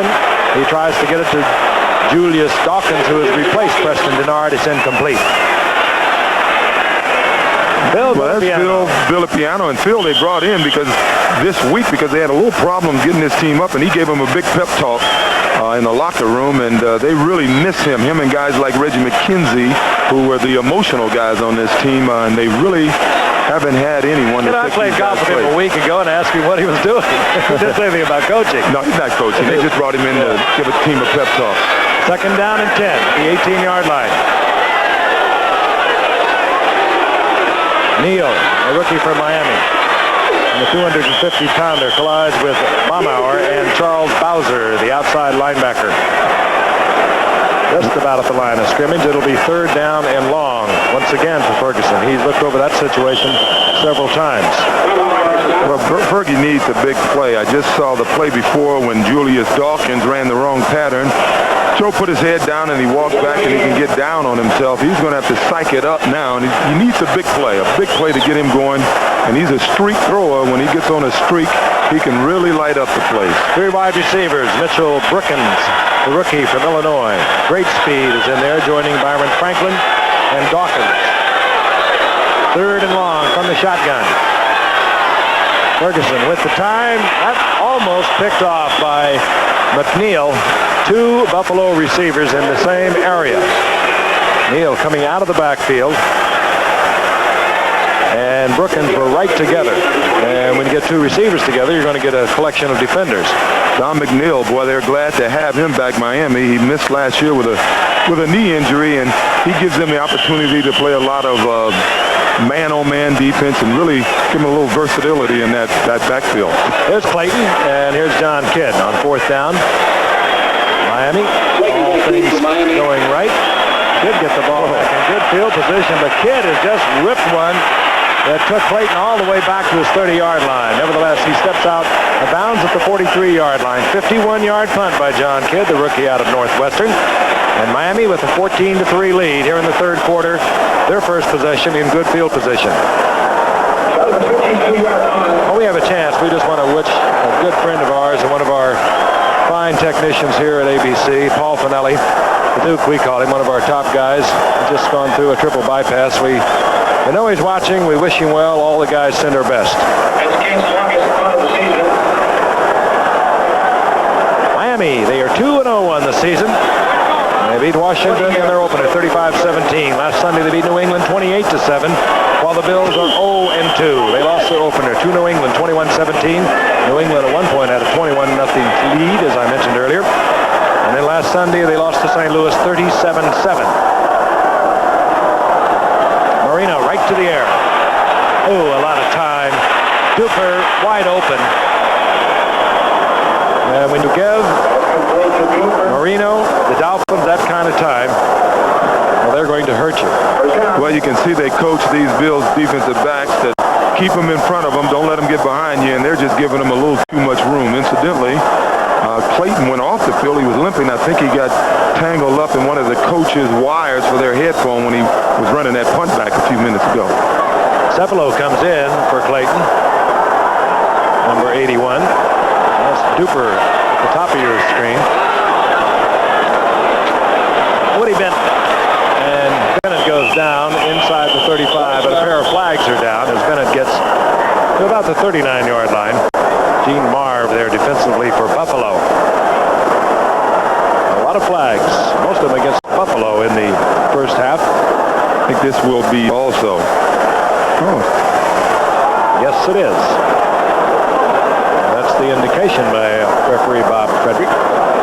I'm surprised it's a holding penalty. It looked like the Bills were offside. Oh, here we go. Well, either way, they've got it. Big crowd here tonight. I mentioned earlier the stadium holds over 80,000. On the defense, number 76. That's Fred Smirlis, who had eased across the line of scrimmage. Down will remain the same, so it'll be first down and 5. Seats over 80,000, and they're got to be close to 65 here. The ball right at the 32-yard line. And Marino with a quick drop and a quick release. Gets it to Johnson, and Johnson steps out of bounds at the 29-yard line. That'll be short of the first down by a little more than a yard. Frank, I tell you, down a long one. It's got to be fun playing with Marino. He psychs these guys up. He's brought a lot of heat to this team. You don't have to get that open, as Johnson appears as if he may have a hip pointer there. Now, he's been playing with a couple of bruised ribs. He went out in the first quarter. He's wearing a flak jacket, and he's going to go out again. But you don't have to get that open. You run your pattern clean, and that's Marino. He'll get the ball right to you. Put it right on the money. He always seems to have it ready to release. Some quarterbacks, they have to wind up and throw it. He does not. Mark Clayton, I understand, has a bruised hip. He could be coming back. That's Woody Bennett, who got a lucky bounce and gets the first down inside the 25-yard line. Woody Bennett. That bounced right back into his hands. Take a look at it again. On a carpet, OJ, it doesn't often bounce like this. Well, they're lucky. They've run this play a few times. As you can see, Sanford is getting sucked inside. And for years, they've called Miami lucky. And there's an old saying, the harder I work, the luckier I get. Miami is that. He was trying to change that ball into the left hand where he should have had it in the first place. Carry that ball away from the would-be tackler. At the 24-yard line, first down and 10. Nathan, number 22, Tony Nathan. Single setback, a little flanker screen, goes out to Jensen. Looked like he almost short-hopped it. And I'll tell you, tempers have been flying all evening. That time, Darryl Talley getting into it with Eric Laxo. Take a look at it from the end zone. Little screen, you get Laxo. That's Laxo coming out, number 68, to be the man in front of it. And that hit the ground. One of the few bad passes I've seen Marino make. Didn't have a zip on it. And that might have had something going for it, too. Marino now 14 of 19, 179 yards, 2 touchdowns. Second down and 10. Miami leading 14-3 with a little more than 12 minutes remaining in the third quarter.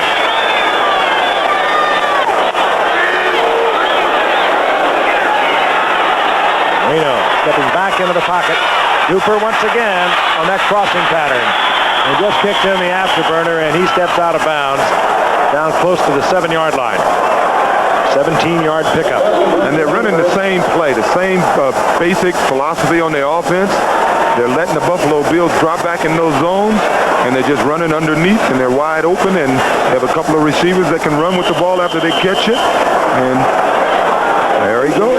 Yeah, he turns a little dink into a 17-yard pickup so fast. Well, when you have a defensive secondary that is dropping back this far, well, you have a lot of room once you catch that little dink. 5 receptions now for Duper, 67 yards, and of course the 11-yard touchdown pass. First down, goal to go.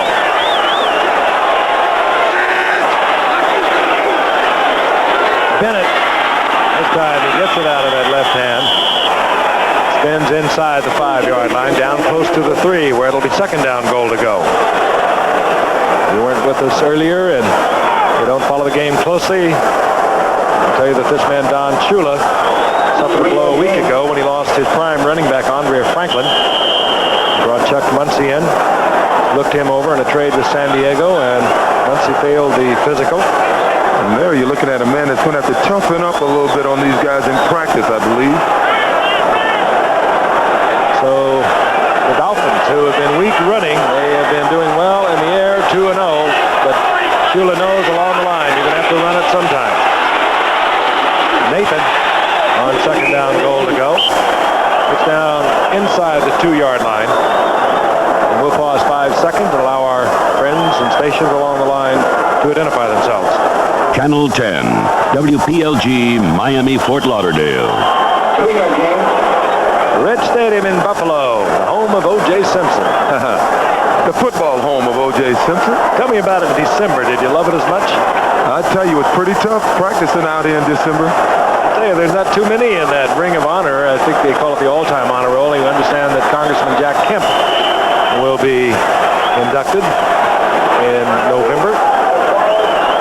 Timeout call by the Dolphins. We'll be back in a moment.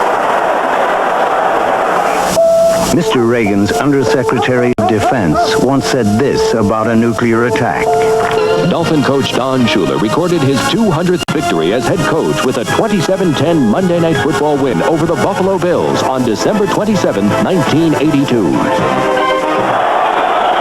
He's set a lot of milestones, Don Shula. I think the most remarkable thing is that in 21 years, 7 at Baltimore, 14 in Miami, he has had one losing season, that in 1976. Taking 5 teams to Super Bowls, won a pair of them. 4 times the Dolphins have gone. And he took Baltimore to the Super Bowl. Third down goal to go. The Dolphins knocking once again. Play action, good pickup block there by Bennett. And in the back of the end zone is Nat Moore, who just came into the ball game. But that play made possible. It was play action, but Woody Bennett really hammered one of the blitzing Bills. Well-drilled football team. Well, I think we're going to take a look at it from the ground level. I don't think Nat Moore was his primary receiver. He was trying to hit a guy in the flat. He wasn't open. He looked to his backup receiver, and here comes Nat Moore across the middle. Hey, that's some good camera work. You saw Bennett's block making the touchdown shot possible to Nat Moore. Von Schaman for the conversion. And Miami extends their lead. And now Marino has connected for 3 touchdown passes. This one to the veteran Nat Moore. We'll be returning to Buffalo in a moment. Don Wilson on the left, number 21, the rookie free agent from North Carolina State. And Williams over to your right, number 23, awaiting the kickoff of Von Schaman. Marino now with 3 touchdowns on the night. That's 10 on the season. And we're in the third quarter of the third game of this young season. Von Schaman, and it will be taken by Van Williams, and Don Wilson tells him to stay in there. And the touchback will bring the ball out to the 20-yard line, where it'll be first down and 10 Buffalo. And let's take a look at that scoring drive. Good mix of run and pass. There's our little toy. Typical Don Shula. In the past would be a few more runs than pass. Would be 3 passes to 5 runs. But when you got Marino back there throwing the ball, you want him to put it in the air. Now I'm gonna start coaching this Bills team. I've been cool up here, but I'm gonna have to start coaching this Bills team. I think you got to bring Neal in the game. You got to have him block. You bring another receiver in the game, and you start throwing the ball and start throwing pitches to Greg Bell. At the 20-yard line. Greg Bell is in the lineup, the rookie from Notre Dame. Ferguson to the air. And he connects over the middle. That's Buster Barnett. And now a tight end. We told you that Tony Hunter, the second-year tight end and a good receiver, will not be coming back. He has a back spasm. Barnett is filled in for him, and he picks up 8 yards. It'll bring up second down and 2.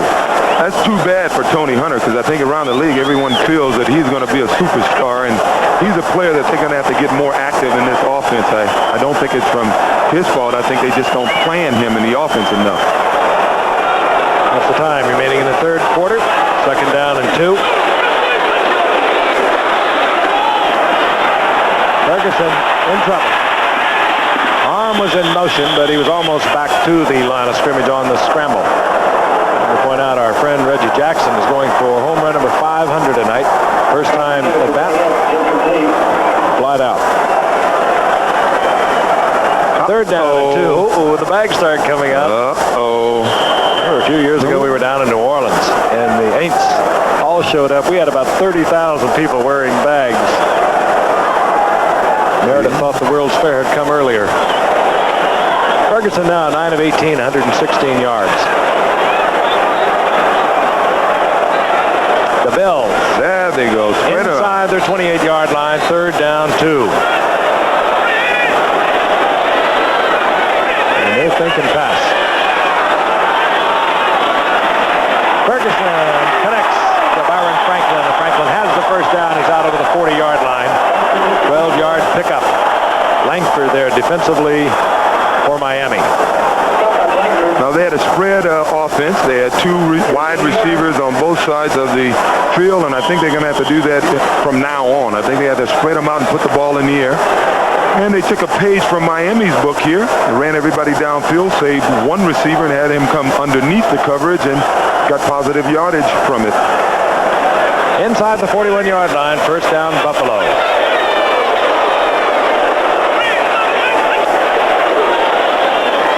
Again, pressure, Brzezinski on the blitz. And the little screen to Booker Moore. And Booker Moore, good yardage, out of the 45-yard line before Mark Brown collects Booker Moore. Booker Moore, a very interesting story. First-round draft pick in '81.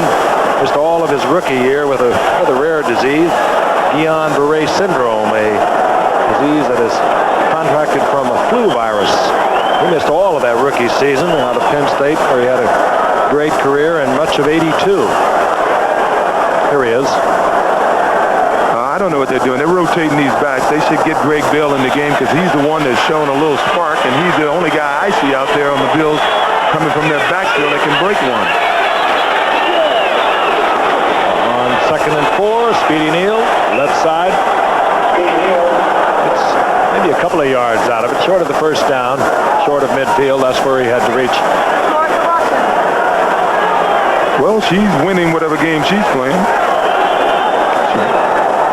What do they do up here late in the year? Put on a lot of clothes. One of the problems the Bills have suffered in late season games, they have almost historically won more in the early going, but it isn't so much that they play in the weather. It's the fact that, as you pointed out, O.J., they don't get a chance to practice much up here when it gets really cold and snowy. Been about an hour on the field, and you have to get in, stall out. Third and 1. Speedy Neal once again, left side. He'll be close to the first down. Speedy Neal, as I mentioned earlier, came from the national NCAA champion Miami Hurricanes a year ago, but he went out last season in the 9th game with a shoulder injury that required surgery, so while he was on the team, he didn't get a chance to share in that national title, the win over Nebraska. Now we're going to have a measurement. Don Shula looking for a 3-0 beginning of this season. Speaking of the undefeateds, and there are 4 of them remaining as we see the Buffalo Bills picking up the first down. We'll be watching the Raiders next Monday night, and they are undefeated. They go against the San Diego Chargers. Dan Fouts, Kellen Winslow is back, and he was back in a big way yesterday. What do you have, 10 receptions? Raiders, of course, pulling out a victory over a tough Kansas City team. Don Meredith will be joining O.J. and myself for that one. First and 10, the Bills have moved across midfield into Dolphin territory. The ball close to the 49-yard line. Play action again by Ferguson. Dumps it off to Van Williams. And Williams runs into Mark Brown. And little, if any, pickup on that. Yeah, he's pushed down by Mark Brown. Mark Brown is an interesting story for this Miami team. He's from Purdue, where he broke a Big Ten record for tackles in a season, 209. He averaged 15 solo tackles a game, and he's the leading tackler for the Dolphins thus far this year, and he's been a find for them. There he is. Of course, he's in there because of A.J. Due, who is coming back from shoulder and knee surgery. The Dolphins feel they'll have Due back in a couple of weeks. Second down and long for Ferguson and the Bills.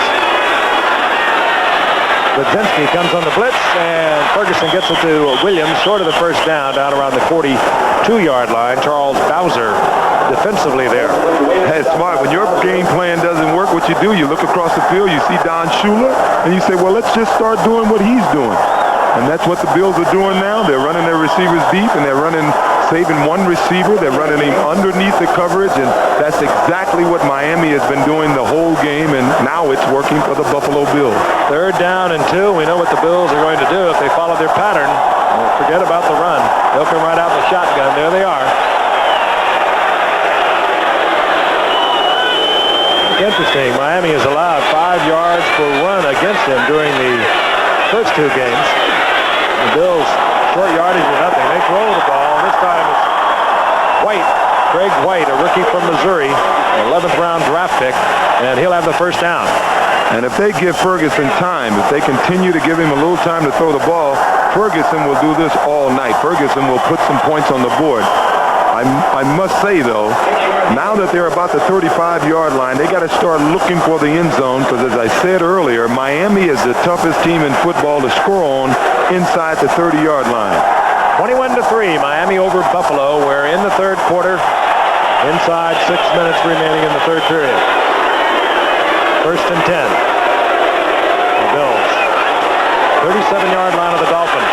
Blitz is on Budzinski. Almost got to Ferguson that time.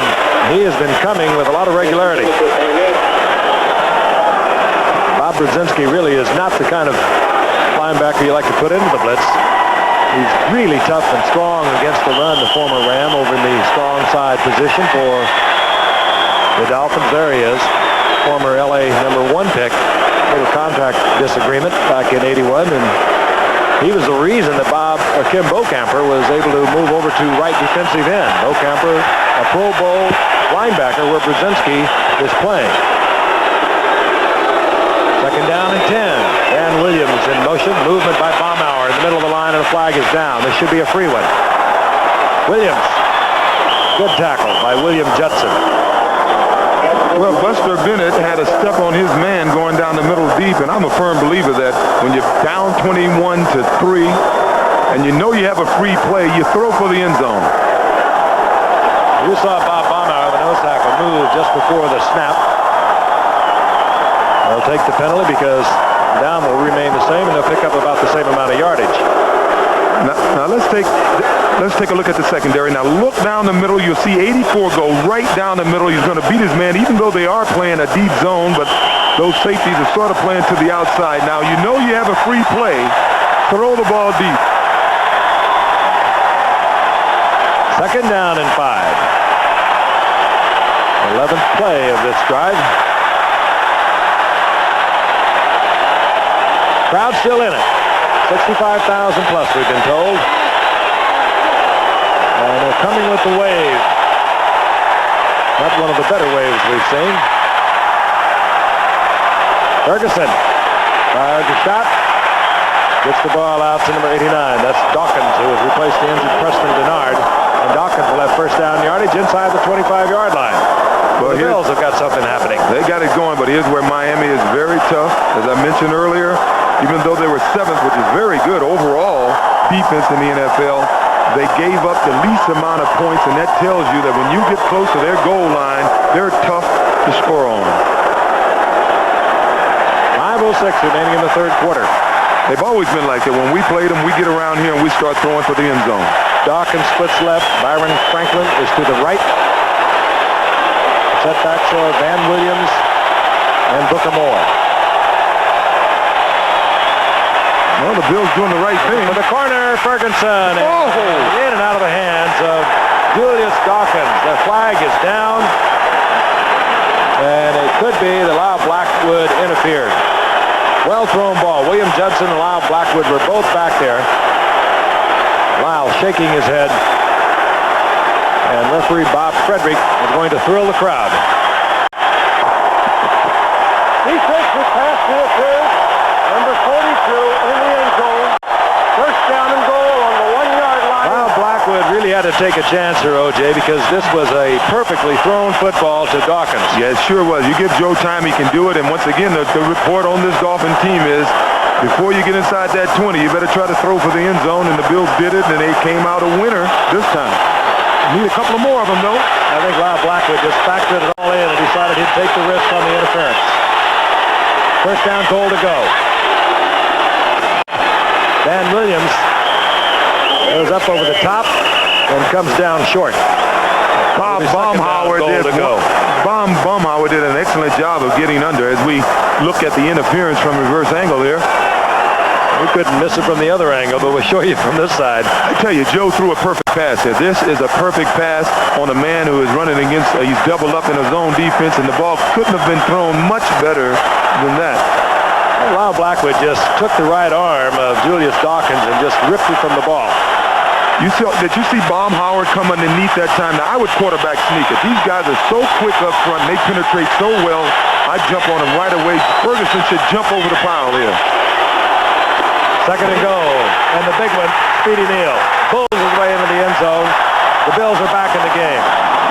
253 pounds, excites the crowd here in Buffalo. We may get a game out of this, Frank.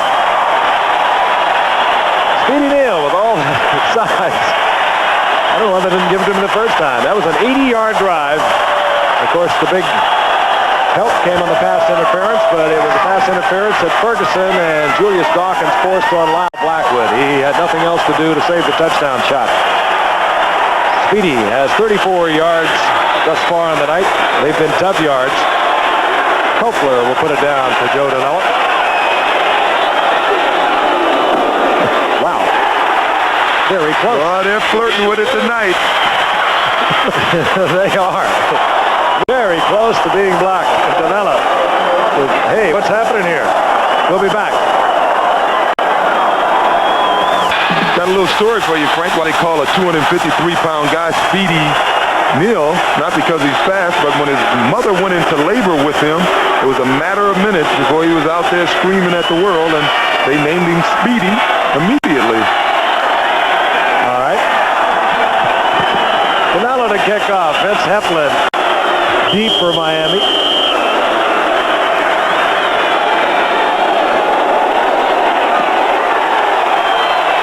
This one is short. And Vince Heflin steps up and gets out close to the 30-yard line. 18-yard return as Vince Heflin took it on the dead run. 3:48 remaining in the third quarter. 21-10, Miami over the Bills. Quite a rivalry going back to 1980. Throughout the 70s, however, Miami defeated the Buffalo Bills 20 straight times. O.J. banging his head in there relentlessly, I know. But then in 1980, the Bills won. And since that time, through last year, Buffalo had won 3. They've lost 5, and they split a year ago. Even though the Bills were 8-8 and Miami was 12-4, the Bills took one from Miami. Quick shot by Marino to Bruce Hardy right over the middle, dumped it off, and Hardy gets up to about the 39-yard line, short of the first down by a yard. Again, Dan Johnson has went in for x-rays. He would be the tight end ordinarily in a run situation. That's Kim Bocamper. I spoke of him a moment ago as an outstanding linebacker, but when Brzezinski came in from the Rams, that was the spot Brzezinski knew so well, and Don Shula, as he's done so many times, moved his personnel around, and now Bocamper is the starting defensive right end. Second and short, Woody Bennett, and he runs right into Jim Haslett. And there will not be the first down. Well, now they've marked the progress up over the 40-yard line. And it is a first down. Joe Ferguson. He's seen the good times and the bad. Yes, I've been with him for some of the good times and a lot of the bad times. We had some tough times here in the 70s and some good ones. Well, we had a lot of fun watching you. Marino 17 of 22, 206 yards, 3 touchdowns he's connected for tonight. First and 10. Again, he has a lot of time. Looks around, no receiver, dumps it to Nathan. And Nathan, with good footwork, gets inside the Bills' territory, short of a first down, near the 49-yard line. Marv and Sanford there defensively, the outside linebackers, and this one is going to be close enough for a measurement.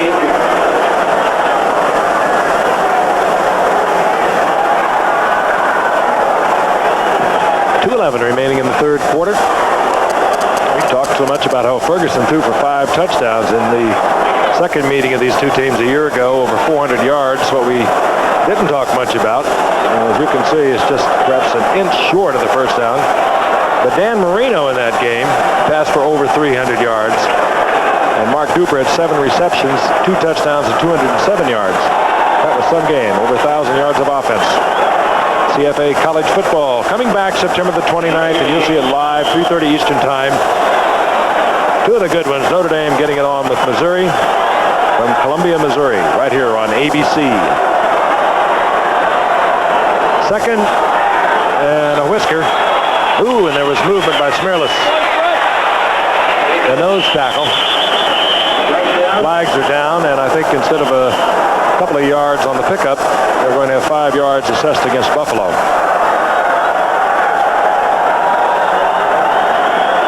You know, in all honesty, O.J., Buffalo, outmanned as they are, they're putting up quite a battle tonight. Well, they got enough veteran players in there that, as I said, they must have been... Defense, offside, number 76.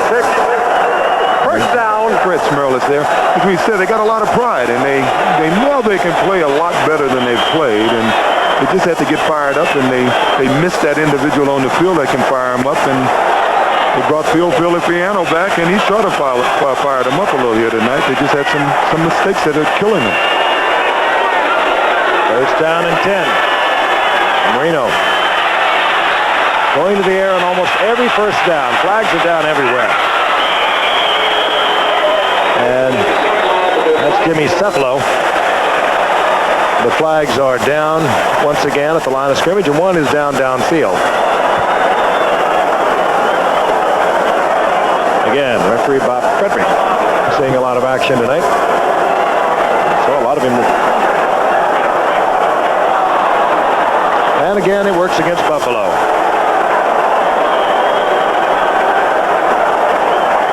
Well, obviously, it has something to do with how this team is preparing during the week.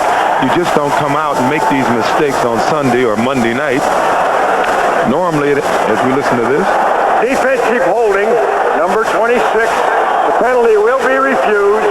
Result of the play, first down. They'll take the completion to Cephalo. Charles Romes was holding for Buffalo. It'll be first down, Miami. They are now at Buffalo's 33-yard line. Big series for Buffalo. They're down 21-10. If they can hold here, get something on the scoreboard, then they got a shot at this game. First and 10. And they have consistently thrown the ball on first and 10. Bobble. And when it's going for you, it goes for you. The ball bounced right back into Woody Bennett's hands once again. That's twice Woody Bennett has been the beneficiary of a good bounce. Anybody need a good point guard in the NBA? We got the man for you. The loss, however, of a little more than 3 yards. It'll be second down and 13. The ball at the 36-yard line. Again, I think this just was in the handoff. He never did control it. Yeah, his hand hit it that time. Once again, Woody Bennett's hands weren't in the proper place for the handoff, and he just knocked the ball out of Marino's hands. Buffalo showing the blitz, and they're right in Marino's face, and it'll be picked off. Steve Freeman, and he could take it back. Great effort on the part of Ed Newman of Miami. The all-pro guard And saved a touchdown. I'll tell you, Charles Rose, number 26, or Ken Johnson, number 91, all they had to do was throw a block on him, and Steve Freeman would have walked in the end zone. Now, we're going to take a look at it on the replay here. The Bills had a blitz on. That was Gene Marv right in Marino's face. He had to hurry the pass right into the hands of Steve Freeman, and this is what you're talking about. One block on Newman. Okay. Freeman's in the end Look zone. at 26. What is he doing? What is he doing? What is 91 doing? Don't know. They had good seats. They had the best seats in the house. He looked like a bullfighter, waving him in. That play was made possible by Gene Marv, and a badly designed play in which they did not have anyone to pick up Marv. So the Bills get a break. They'll have a 1st and 10. They're inside the 30-yard line of Miami, down 21-10. Ferguson, little moving pocket. Tough pass to get completed, and he throws it out of bounds, intended for Byron Franklin. Now, that's not a tough pass for Joe Theismann or Joe Montana, guys who are very proficient at throwing the ball on the run. Joe Ferguson is not a rollout quarterback, and you can see there that he's just not proficient at throwing it. You look at Steve Freeman there, you wonder why he was just voted on the Bills' all-time football team at free safety, and one of the reasons is whenever there's a mistake, Steve's around. Hey, he's been around. He's survived 137 consecutive games up here that he's played in through all kinds of weather. 2nd down and 10 at the 26-yard line of Miami. Speedy Neal, single setback. This is Neal. Neal in the arms of Mark Brown. I think Joe's getting a tad gun-shy because he really, once again, could have stepped up in the pocket and had more time to throw the ball. He chose to unload it to his safety valve, Speedy Neal. Gotta like the way Speedy catches the ball, Frank, for a guy 257 pounds. Not at all. It really isn't. He moves well for a big man. 3rd down and 9. Neal got 1 out of that. Buffalo's had their opportunities. Once again, I tell you, they have to go to the end zone when they're in this area, or the Dolphins just get tougher as they get near the end zone. That's Franklin on the reverse motion from the shotgun. Ferguson steps out of trouble, and he's taken down from behind. The ball is loose. Bowser was pursuing him, and Betters fell on the ball, and Miami is going to get the turnover. That is what you call tackling the ball. Bowser was aware that Ferguson didn't realize he was there, and he stripped him of the ball, and he went for the ball. He did exactly what he intended to do. Ferguson now chased out of the pocket. He felt the presence of Bowser, and Bowser, instead of going for the tackle, went with a strong shot to the right arm, and Betters is right there. So Buffalo, another opportunity that goes right, and Miami will have a 1st and 10 when we come back at their own 25. On running great Marcus Allen and the 83 Super Bowl champion Raiders. Next Monday night on ABC Sports. Frank Gifford along with O.J. Simpson. 37 seconds remain in the 3rd quarter. The Miami Dolphins leading the Buffalo Bills 21-10, and the Dolphins have just picked up another turnover. Doug Betters recovering the fumble of Joe Ferguson. 1st and 10. Tony Nathan, beautiful. Tony Nathan, very heady runner without great speed, but Nathan works his way out over the 30-yard line. Gain of about 6 yards. It'll be 2nd down and 4. These are a couple of key games. Minnesota, as you can see, lost to Chicago. Kansas City and California are in the 4th inning. If Kansas City can win this and they are leading 5-0, they will move into 1st place. So that's the story in the American League, and that is also the end of the 3rd quarter. Another exclusive of ABC Sports. Miami 21, Buffalo 10. We'll return for the 4th quarter. But right now, this word from our local stations. In Miami, Fort Lauderdale. We're back at Ridge Stadium in Buffalo. The Bills have had opportunities. They've hurt themselves, and they are still in the game as we begin the 4th quarter with the Miami Dolphins at their own 32-yard line. 2nd down and 3.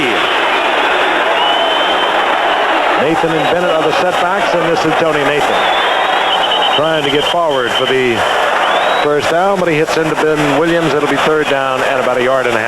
And Meredith, wherever you may be, I want you to pay close attention to this.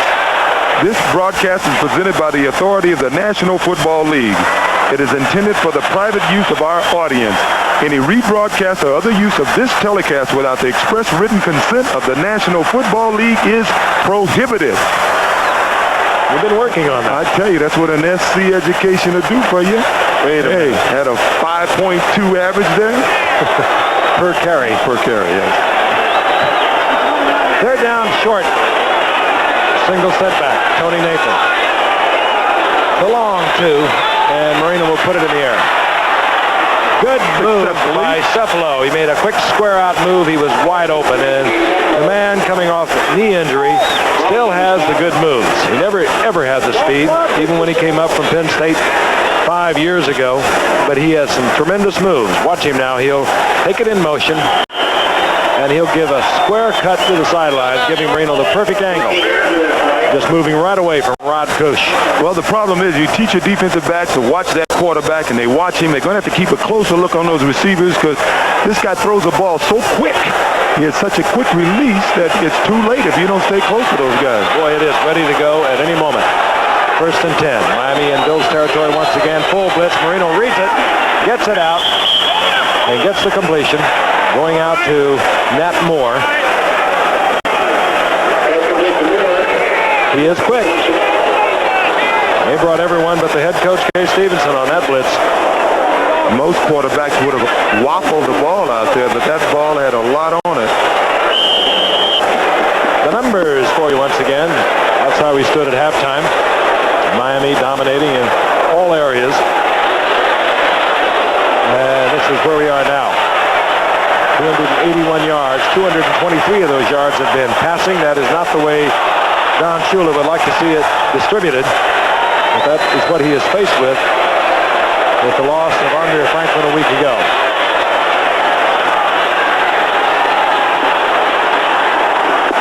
Reno this time drills it into the turf. He knew he could not get the completion.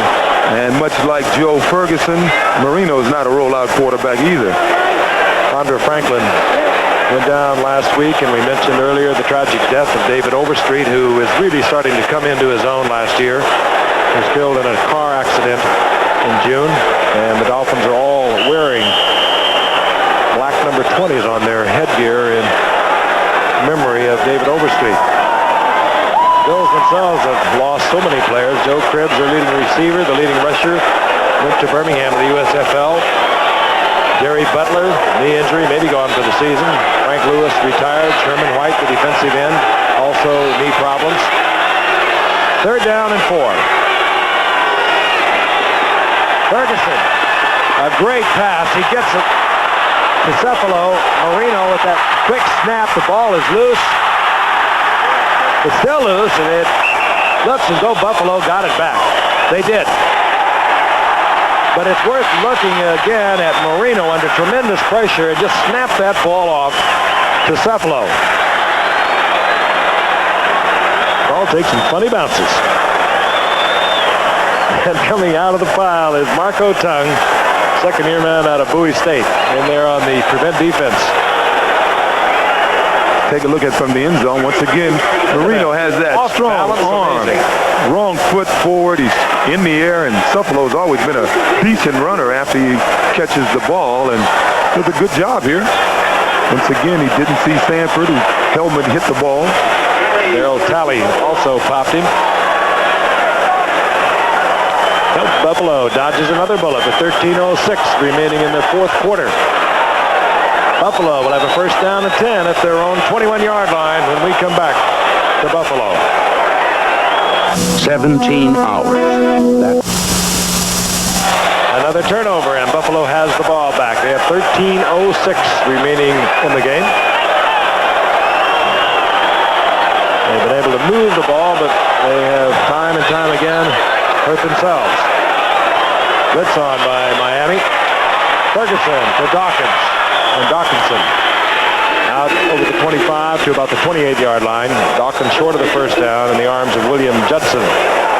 Well, I think you're going to have to see Miami blitz here because If you give Joe time, he'll burn you. And if they score a touchdown on this drive, they still have 12 minutes to go in the game. This crowd will go crazy. And anything can happen at that point.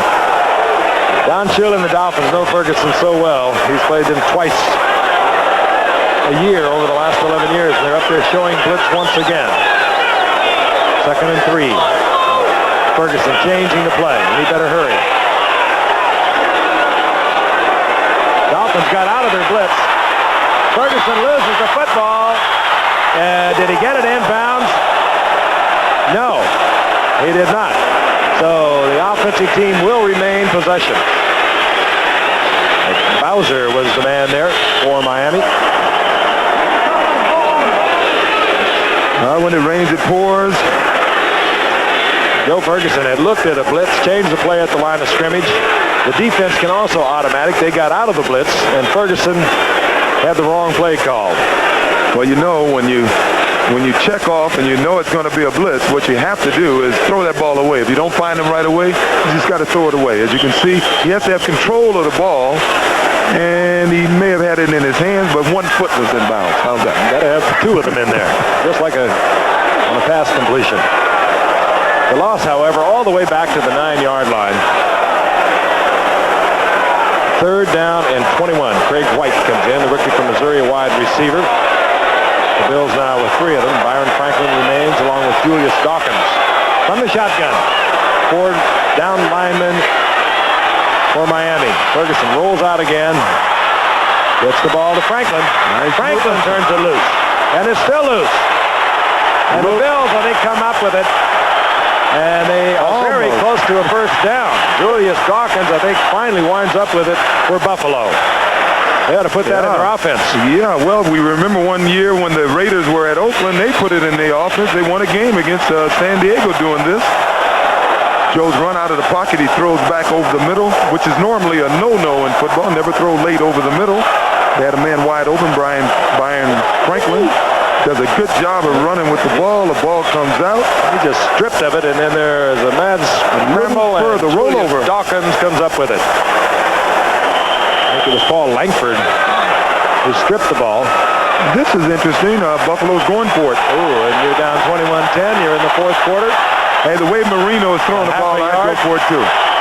They may just try to pull him off sides, Joe. We'll see in a second.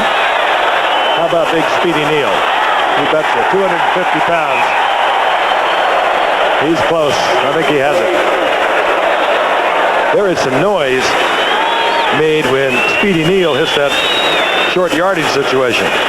Big Speedy sort of dived in there. You don't like to see those big guys dive. That weight is a little nullified once you get it off the ground.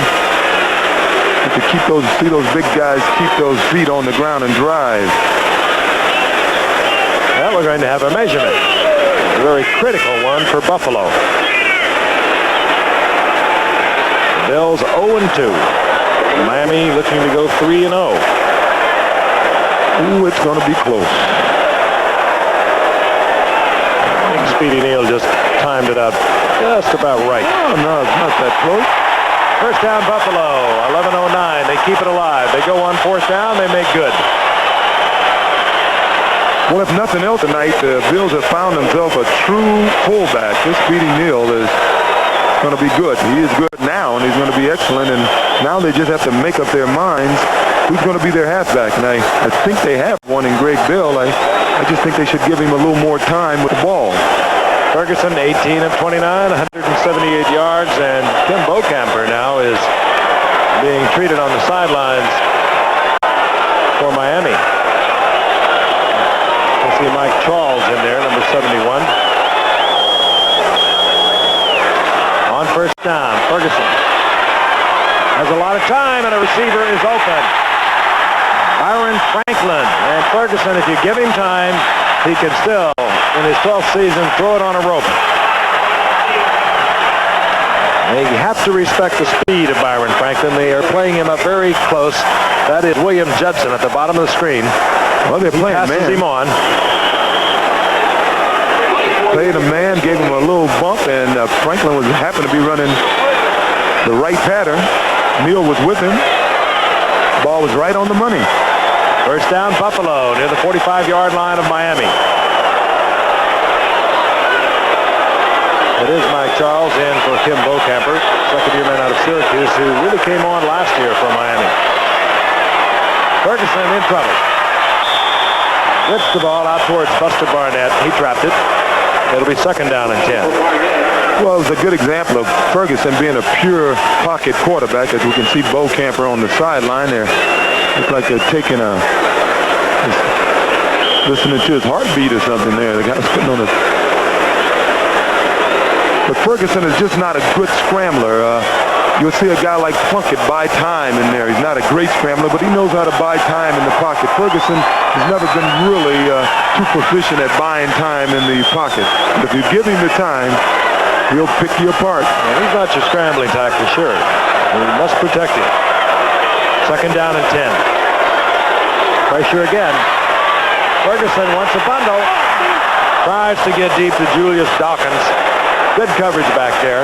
Coming over from the free safety spot, Lyle Blackwood. And Judson playing it very close. Well, once again, Joe had time, but I think he felt rushed. He threw the ball a little sooner than he had to. I tell you, they are coming with the weak side linebacker on almost every play now.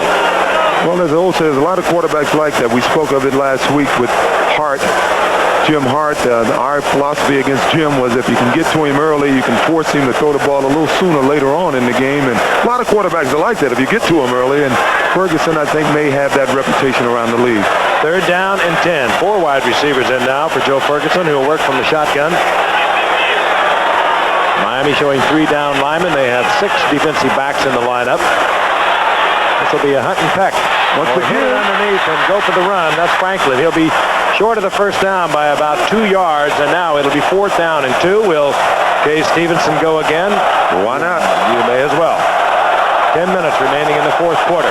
Well, you know, on one scoring drive, that was working for him, throwing that ball underneath the pass defense, and they got away from it, and they came right back to it, and it worked. I understand the Kim Bocamper has a jammed neck. We'll try and get a further report.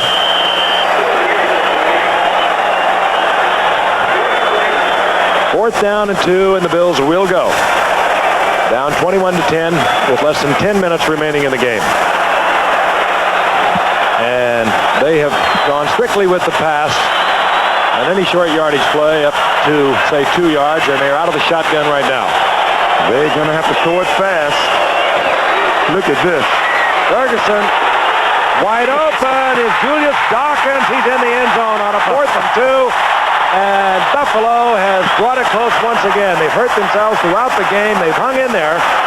And now, well, they are very close. There's a flag, but it was thrown in the secondary. It normally signifies somebody bumped someone a little too late. That's exactly what it was against the Dolphins. They love their Bills. 65,000 on their feet. I got news for you. Holding on the tight end. Refused. Touchdown. This is a football game. That's a good play by Ferguson. Under tremendous pressure. No one even touched the blitzing linebacker, Rodell Thomas. Good concentration. Got the ball to Dawkins. And Judson was never really in it.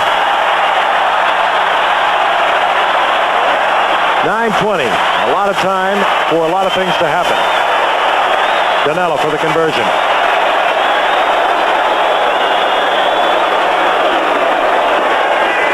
Puts it down, puts it up, and we have a different football game.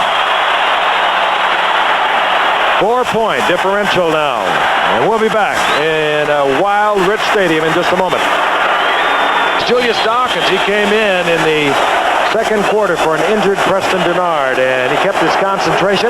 The Bills on that drive going twice on 4th down, picking up a first down with Neal on a 4th and 1, and then on a 4th and 2 with a blitz on. Joe Ferguson very calmly hit Dawkins for the touchdown. Vince Heflin awaiting the kick of Danello. It's short. Heflin will take it at the 10. Heflin bouncing off tacklers and a good return. Heflin out close to the 35-yard line. 24-yard effort. Take a look at the scoring drive. Keep in mind, two of the key plays occurring on 4th down. Dave Stevenson at midfield deciding to go on 4th and 1, down 21-10. That wasn't much of a decision, as a matter of fact. And then on the 39-yard line, on 4th and 2, the touchdown shot. First down, Marino back once again on first. Tony Nathan. Line of scrimmage, and that's about it. Give him a yard. It'll be 2nd down and 9. So that's turned into quite a rivalry, hasn't it, O.J.? You get the feeling these fans are, well, like, you know, Frank, beat Miami than anyone. I keep hearing you say it's turned into a rivalry. It was quite a rivalry, even though they were beating us every game during the 70s, because they would always beat us by 1 point or 2 points, but it was always an excellent football game. And our offensive line and their offensive line had a little rivalry as to who was the best offensive line in football during those years. Okay, 2nd down and 9 for Miami. Williams pressuring Marino. He's popped. Gets the ball to Cephalo. He does not handle it. It'll be 3rd down and 9, and Marino was really hammered that time. I tell you, Cephalo had no idea that Gary Thompson was still running towards the end zone. As we take a look at Marino in super slow-mo. Williams is the pressure, but he's not the man who provides the hit. There it is, right there. Good shot. To Ken Johnson. 3rd down and 9. Miami has punted only once tonight. That from their own end zone. That's the time remaining in the game. Buffalo trailing by 4 points. Deflected. Oh, and almost coming up with another interception was Steve Freeman off the deflection, and Miami will punt. The crowd is acting like it's the Super Bowl. I tell you, Steve Freeman would have had another one if Lucius Sanford, who was going for the interception, hadn't double deflected the ball. And Miami trots out a tremendous weapon in the form of Reggie Roby. He had trouble with his other punt on the night, a high snap. He kicked a short ball, some 36 yards. But he is capable of ripping off 65 and 70-yard punts. Don Wilson has dropped for Buffalo, the rookie free agent out of North Carolina State. Made this team as a free agent by showing well on special teams.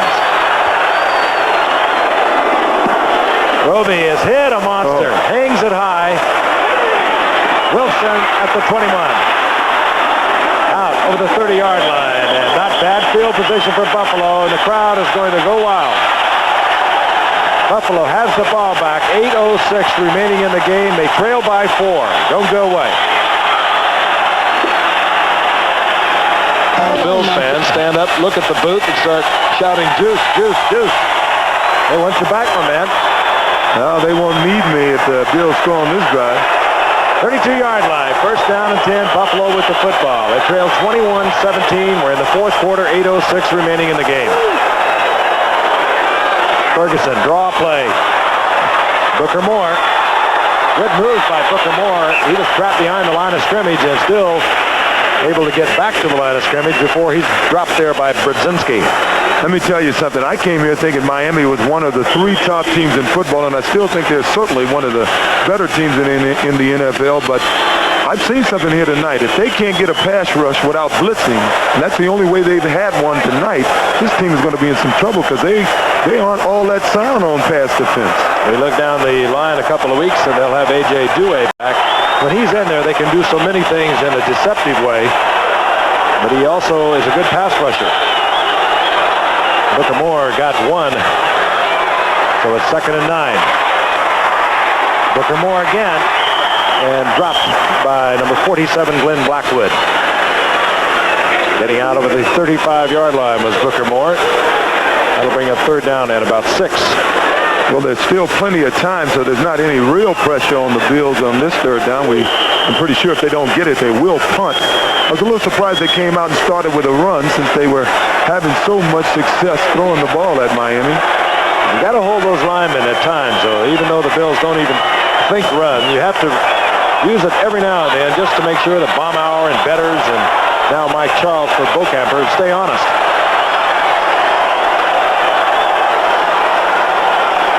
That's Bowser drops into the 4-point stance, comes on the rush. Ferguson has a wide open field. He'll get a lot out of it. Hook sliding in midfield. He gets the first down near the 48-yard line. And you don't like to see him do it, but he is a gutsy, courageous quarterback, and he'll do it when he has to. Well, he's fired up now because he didn't waste any time. He was trying to hit a guy named Craig Charles, 27, that was running into the flat that would be on the right side of your screen. He got knocked off his pattern. Joe didn't hesitate. He didn't look for another receiver. He just took off and got the first down. And on the carpet, just before Glenn Blackwood was leveling him out. First down and 10 again for Buffalo. Booker Moore, the single setback.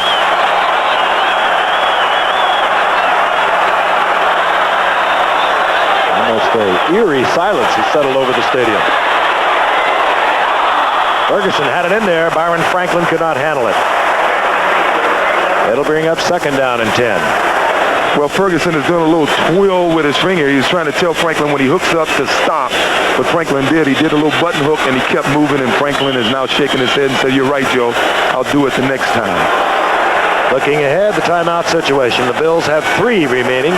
They hurt themselves severely in the first half when they wasted 3 timeouts. The Dolphins, on the other hand, they wasted 1 in this half. They have 2. Second and 10. Ferguson now 22 at 36. He's 249 yards for the night and a touchdown. Throw it to the end zone. Flag is down. You saw the movement.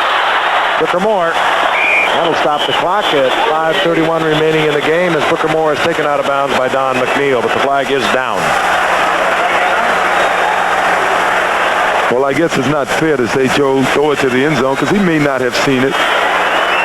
Indication by the Bills it will go against Miami.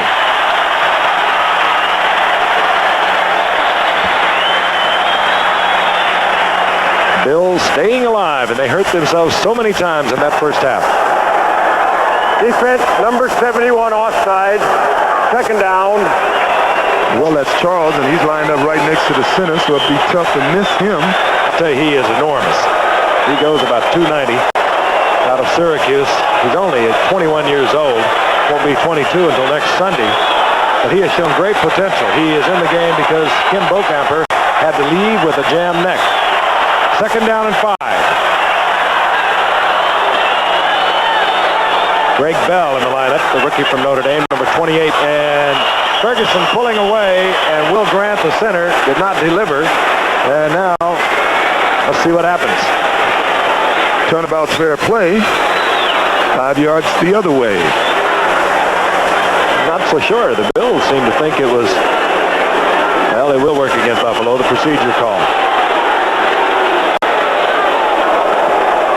False start on the offensive quarterback. Well, second down. I think he could have forgot the snap number. It happened occasionally. Yeah, he raised his finger up like it's my fault. Looks to the sidelines, gets to play, signaled in. Kay Stevenson, former quarterback himself. Quarterback a few games here at Buffalo, went out with the San Diego Chargers. Spent a little time out there and went into the assistant ranks. We're going to watch it from the end zone because we know that Ferguson's going to put it up from the shotgun. Blitz is on. Ferguson just had to throw that away. Good coverage by Judson on Julius Dawkins. William Judson all over Dawkins. Ferguson had to get rid of it. It'll be third down and 10. 5:24 remaining in the game. Well, Joe had a little problem on that play. Doug Better's got a little penetration, and he's 6'7", and he tried to throw over him and thus threw the ball over the receiver. Good move by Judson. He played it so well. He handled him for the 5 yards that he's allowed, kept his body in front of him so he could maintain contact, and then he was right with him. Ferguson had to get rid of it. He was under pressure. 47-yard line. It's third down and 10, and I think the Bills are probably thinking they have 2 downs now. A little early for that. Oh, no. The ball is loose and Miami covers. And out of frustration, a pair of Bills pile into the Dolphin who made the recovery. Byron Franklin coughed it up. And now, Don McNeil gets off the deck. He has the football, and Miami gets it back. 5:16 remaining. Well, it was a case of Franklin realizing he was not at the first down mark, and he was fighting for that extra yardage, and the Dolphins did an excellent job of stripping him of the ball. Broke the tackle, put it away. This strip by Kozlowski, that's a couple of big plays that Kozlowski has pulled off tonight for Miami. Now, this is when Miami would kill us during the 70s. Close games at the end of the game, they put a drive on us on the ground, eat up the clock. Woody Bennett.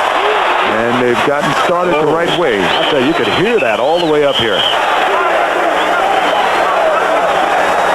Bills hurting as they are with a lot of youngsters. They have played a very high-intensity game tonight. That is Don Shula as he saw the fumble by Franklin. And McNeil covering it.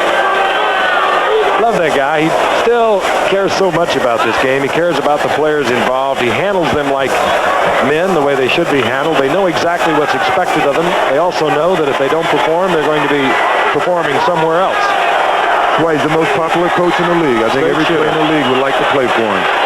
2nd down and 6. Marino.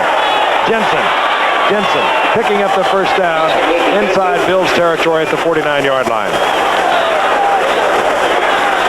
So Jensen, who works out during the week as a quarterback, a wide receiver, a tight end, works on the special teams. He also takes a lot of snaps as the long snapper. He really is becoming kind of a sort of a cult hero down in the Miami area. Crowd now quieted as Miami collects the first down.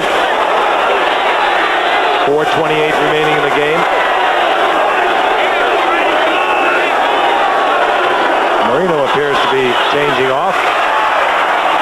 And the Bills going for the football. Bennett holds on, gets close to the 45-yard line. A gain of about 3. It'll be 2nd and 7. I want to remind you, tonight on Nightline, is there any hope for American steel workers as their industry moves out of the country? A look at that very pressing issue tonight following your late local news. And on the West Coast, stay tuned for Call to Glory. Steve Tisch got himself a winner there. 2nd down and 7. Tony Nathan, single setback.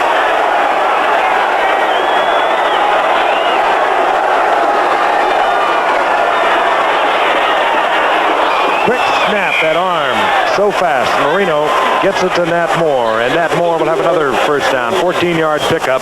We're going to pause 5 seconds and allow our stations to identify themselves. Channel 10, WPLG, Miami, Fort Lauderdale. So the Miami Dolphins trying to hold on with 3:20 and the clock moving here at Buffalo. Lead 21-17. Next Sunday, this coming Sunday, they'll be back in the Orange Bowl for the Colts. The Dolphins, of course, trying to get their own stadium built. Interesting project that Joe Robbie, the owner of the Dolphins, has going on down there. 100% privately financed, a stadium in northern Dade County that will seat 73,000. There is Woody Bennett. A gain of about 3, 2nd and 7. I talked to Mr. Robbie a little earlier, and he said they are about 44% financed at the moment. Well, I don't think there's a coach in football that can work the clock better than Don Shula. And when he needs to score or when he's trying to protect the score and move down the field. And in this case, not only are they moving the ball down the field if they do score, even if it's a field goal, the Buffalo Bills are going to be really pressed for time to try to get it in the end zone to try to tie this game up. They're conserving their timeouts. The Bills still have 3. 2nd down and 7. The Dolphins elect to keep it on the ground. Bills in there trying to strip the ball from Woody Bennett. The Bills are trying to hold them to a field goal. If they get a field goal, it'll be 24 points, and the Bills can score a touchdown and tie it up. It'll bring up 3rd down. And now I think we'll probably have a timeout. I expect that the Bills would use one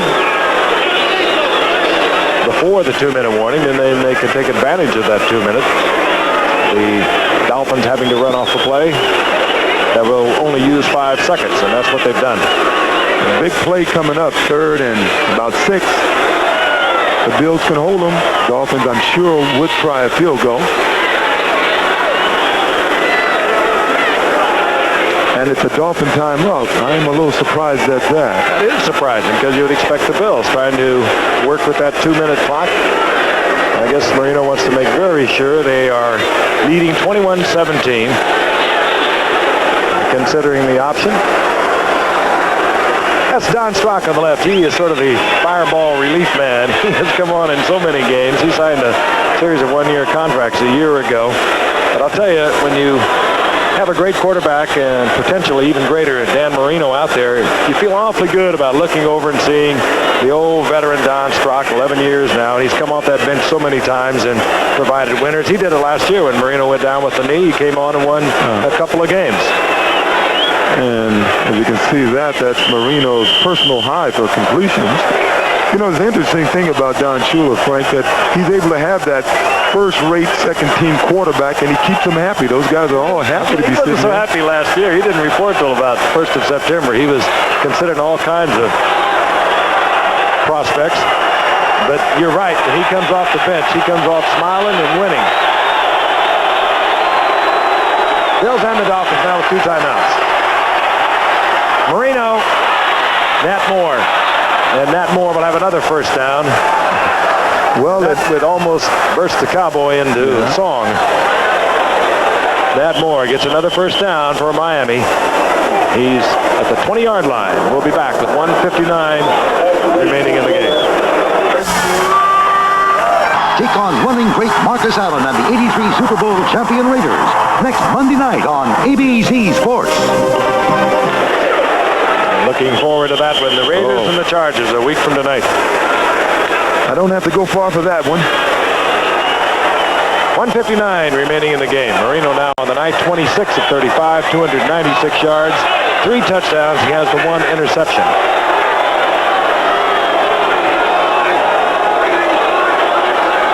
Mark Duper in motion. Woody Bennett. He'll work on the clock for you. Case Stevenson wants the Bills to use one of their timeouts. They have 1 remaining now.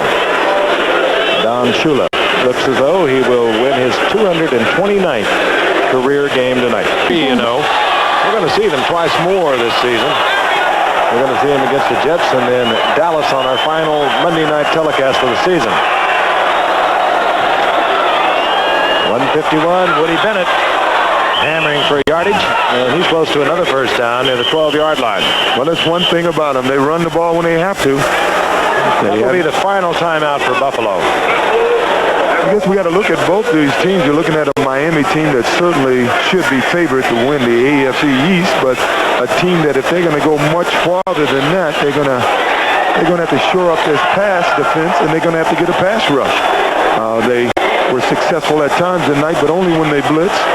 Looking at a Buffalo team that certainly has a lot of problems. And I'm not altogether sure that Don Shula wasn't being a little tongue-in-cheek with me. If you were with us at the beginning of the telecast, I asked him who they were looking at to bring in as a running back, and said they're looking all over the league. And I know he met throughout the day with Charlie Winter, their personnel director, and sniffing around who might be available, free agents and all of that. And of course, good running backs are hard to find, and the ones that are good are this time of the year certainly well employed. But had a little smile, a little twinkle, so I think we might see a little movement in the next few days.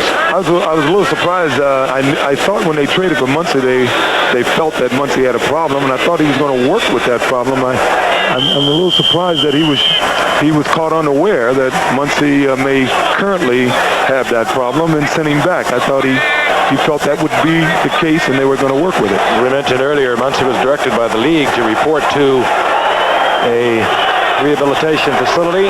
And if he does not do so and does not undergo whatever treatment is prescribed, he will be suspended indefinitely. That's Nathan over the left side. Nathan will have another first down. And 1:35 and the clock will continue to move. I don't think that's their only problem. A back, obviously Muncie would have helped, and any top back would help this team. But once again, I don't think they have a slightly bigger offensive line, especially with Roy Foster in there. And the problem is when he gets that position block inside, which is what this team likes to do, just like Chuck Knox, just like the Pittsburgh Steelers, his body isn't still in the hole. You know, he's so big that rump is in the hole, and I think that may be hurting their inside running game a little bit. Miami well aware Buffalo can't stop the clock. The executive producer of ABC Sports is Bruno Arledge. ABC's NFL Monday Night Football produced by Bob Goodrich, directed by Chet Forty. Technical director Joe Shavio. Halftime producer Peter Lasser. Halftime director John DeLisa. Halftime technical director Jay Gleason. Our associate director Kim Belton. Halftime associate director Earl Fryman.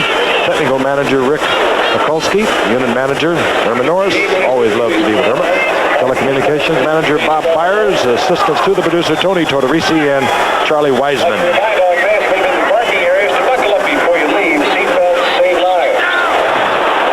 This will do it. And Miami will be 3-0 on the year. Buffalo will be 0-3 with a long road ahead of them. And Don Shula has tied Tom Landry in regular season victories.